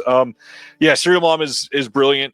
John Waters is, I don't know. He's such a unique voice in this discussion tonight that is kind of hard to discuss in discussion with everything else we just said. Yeah, especially because like everything else we talked about so heavy. Even American Psycho, which Mozart just mentioned, has its own weird heaviness to it, even though it's funnier than the rest of everything else we made. Yep. So yeah, Serial Mom kind of stands out in that way. Oh, look at that. Serial Mom's been a long fave of Philip, and Stan's excited about Serial Mom. Yeah, it's great. For those that have not seen Serial Mom ever or in a long time, go give it a watch. That's one of the John Waters movies that is like oddly timeless. I know a lot of people don't love some of the earlier ones that are a little shaggy. This one's accessible. It is an accessible movie. Will be accessible forever. Yeah. And it's such a audacious, understated, weird movie in his filmography when you compare it to everything else. It's so good. Serial Mom is a blast. And nobody gets raped by a lobster, so don't worry. Does not happen. Oh, thanks for the disclaimer. Yeah. Zach, tell everybody where they can find you and what's coming up for They Live by Film next after this Mission Impossible opus. So we are back to our normal rotation. Chris is going to be taking us through some Charles Bronson movies. So that's going to be our next one. We're not doing Death Wish. We're doing another movie by the guy who made the first Death Wish. I wish I wrote them down. I probably should have because I got to watch these. Yep. But yeah, we got 3 of those coming up. So some 70s Bronson, which I know Ryan will be thrilled about. And then we'll probably be back on a regular rotation for a little while. So normal is normal. I don't think we have any interviews set up. If we do, I think Chris is working on that. You can find me if you want to see random slasher lists I make. You can find me at Dharma Bombs over at Letterboxd. Find a bunch of other lists. I'm obsessed with lists, so you can just go in there and find some. I recently did my top 250. You can see how bad my tastes are. Just scroll on through that. I was about to say on the interviews, I have not seen anything from Chris for a while, I thought, and I went and looked. The last one was Frank in February. That's so long ago. Yeah, he has been traveling a lot for his work, so I know that's kind of slow. Yeah, I think he's in Bali. Or he's going to Bali. So he's on the road all the time. Like he asked me the other day. He's like, "Hey, do you think we could just record Friday?" And I'm like, "I haven't even started these movies, man." I was like, "When do you leave?" He's like, "The 18th." I was like, "That's going to be kind of hard." Yeah, Chris is a wild man. I've been trying to get a hold of Chris for some time, and I think just today or yesterday he finally responded to something. It was nice. I got to record with him last week, which was great. We got a new Mondo Macabro episode coming out on the Wild Side. Check out that podcast. Awesome. Should be out tomorrow or Monday. We talked about Bali for a moment, actually. Kind of funny. I will shout out that I am doing semi-regular episodes. Westerns with Hunter. So we are going through all the Clint Eastwood movies. We're doing 2 Mules for Sister Sarah. I should be recording that next month. So whenever Hunter gets that out in January of 2027, you should be able to listen to that. But no, seriously, listen to that podcast. Chris is actually going to be on there. I think he's doing some acid westerns with him. So absolutely. Yeah, I think he's doing El Topo and then some movie I've never heard of. I was like, those sound like Chris answers. So yeah. So look out for those. Great podcast anyway. If you want to get into American Westerns, I don't know of a better resource you can get into right now. So the name of that podcast, by the way, Tumbleweeds and TV Cowboys. He's had great guests. They've covered some great films, and then I was on an episode and I'm an idiot, so skip that one. I'm sure it was a great episode. Don't be like that. Other than that, if you want to have discussions like this, we would love to have you join us in the Discord. Check out the Patreon link in the description below. I've got more interviews coming up on the channel. I've had, I think, 3 recorded that I need to edit and put up. I've got a couple more scheduled. One coming up, I'll just reveal now. The next one, I finally got the guy behind Petroglyph Media, who did the double feature of the films from Latin America that are great. In fact, I did this interview like 2.5 weeks ago, and it's still right here. This is the release, and it's upside down. Funeral Siniestro, and this one, which I never remember the title of this. It is Triangulo de Oro, Gold Triangle. Really solid release. We go into his history and creating a boutique label out of nowhere, and I'm stoked with that. It'll be a nice companion piece to the Trash Mex podcast, who did a great interview with him. So check that out. Should be up on Monday, I believe. And then my interview after that, I still can't believe I hinted at this in the Discord, but I got to interview a legend of horror that I have watched for decades.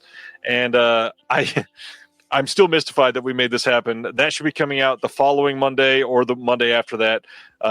It is an incredible conversation, and can't wait for the world to see it because I can't believe that name is going to be on my channel. You guys are amazing. Thanks for hanging out all night. This has been a long 3.5 hour conversation about depressing things, and to keep hanging out and chatting is amazing. You guys are perfect. We'll see you next Thursday for a first-time guest again on Reconnected. So we'll see you then. Have a good week. Be safe. See ya. Thank you for watching The Disconnected. On the way out, make sure that you are subscribed to the channel, that you've liked the video, and that you've copied the link to be able to share it with someone else that may appreciate this.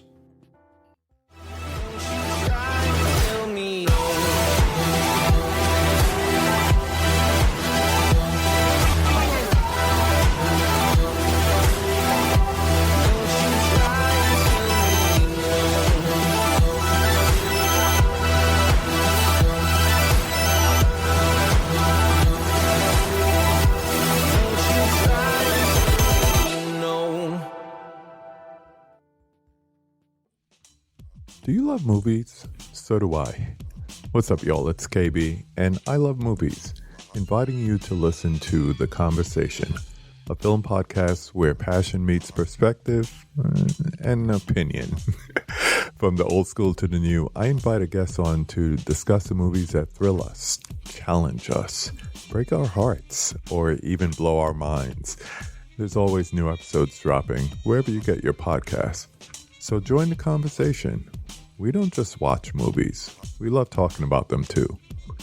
The Conversation with KB Loves Movies, a part of Someone's Favorite Productions podcast network.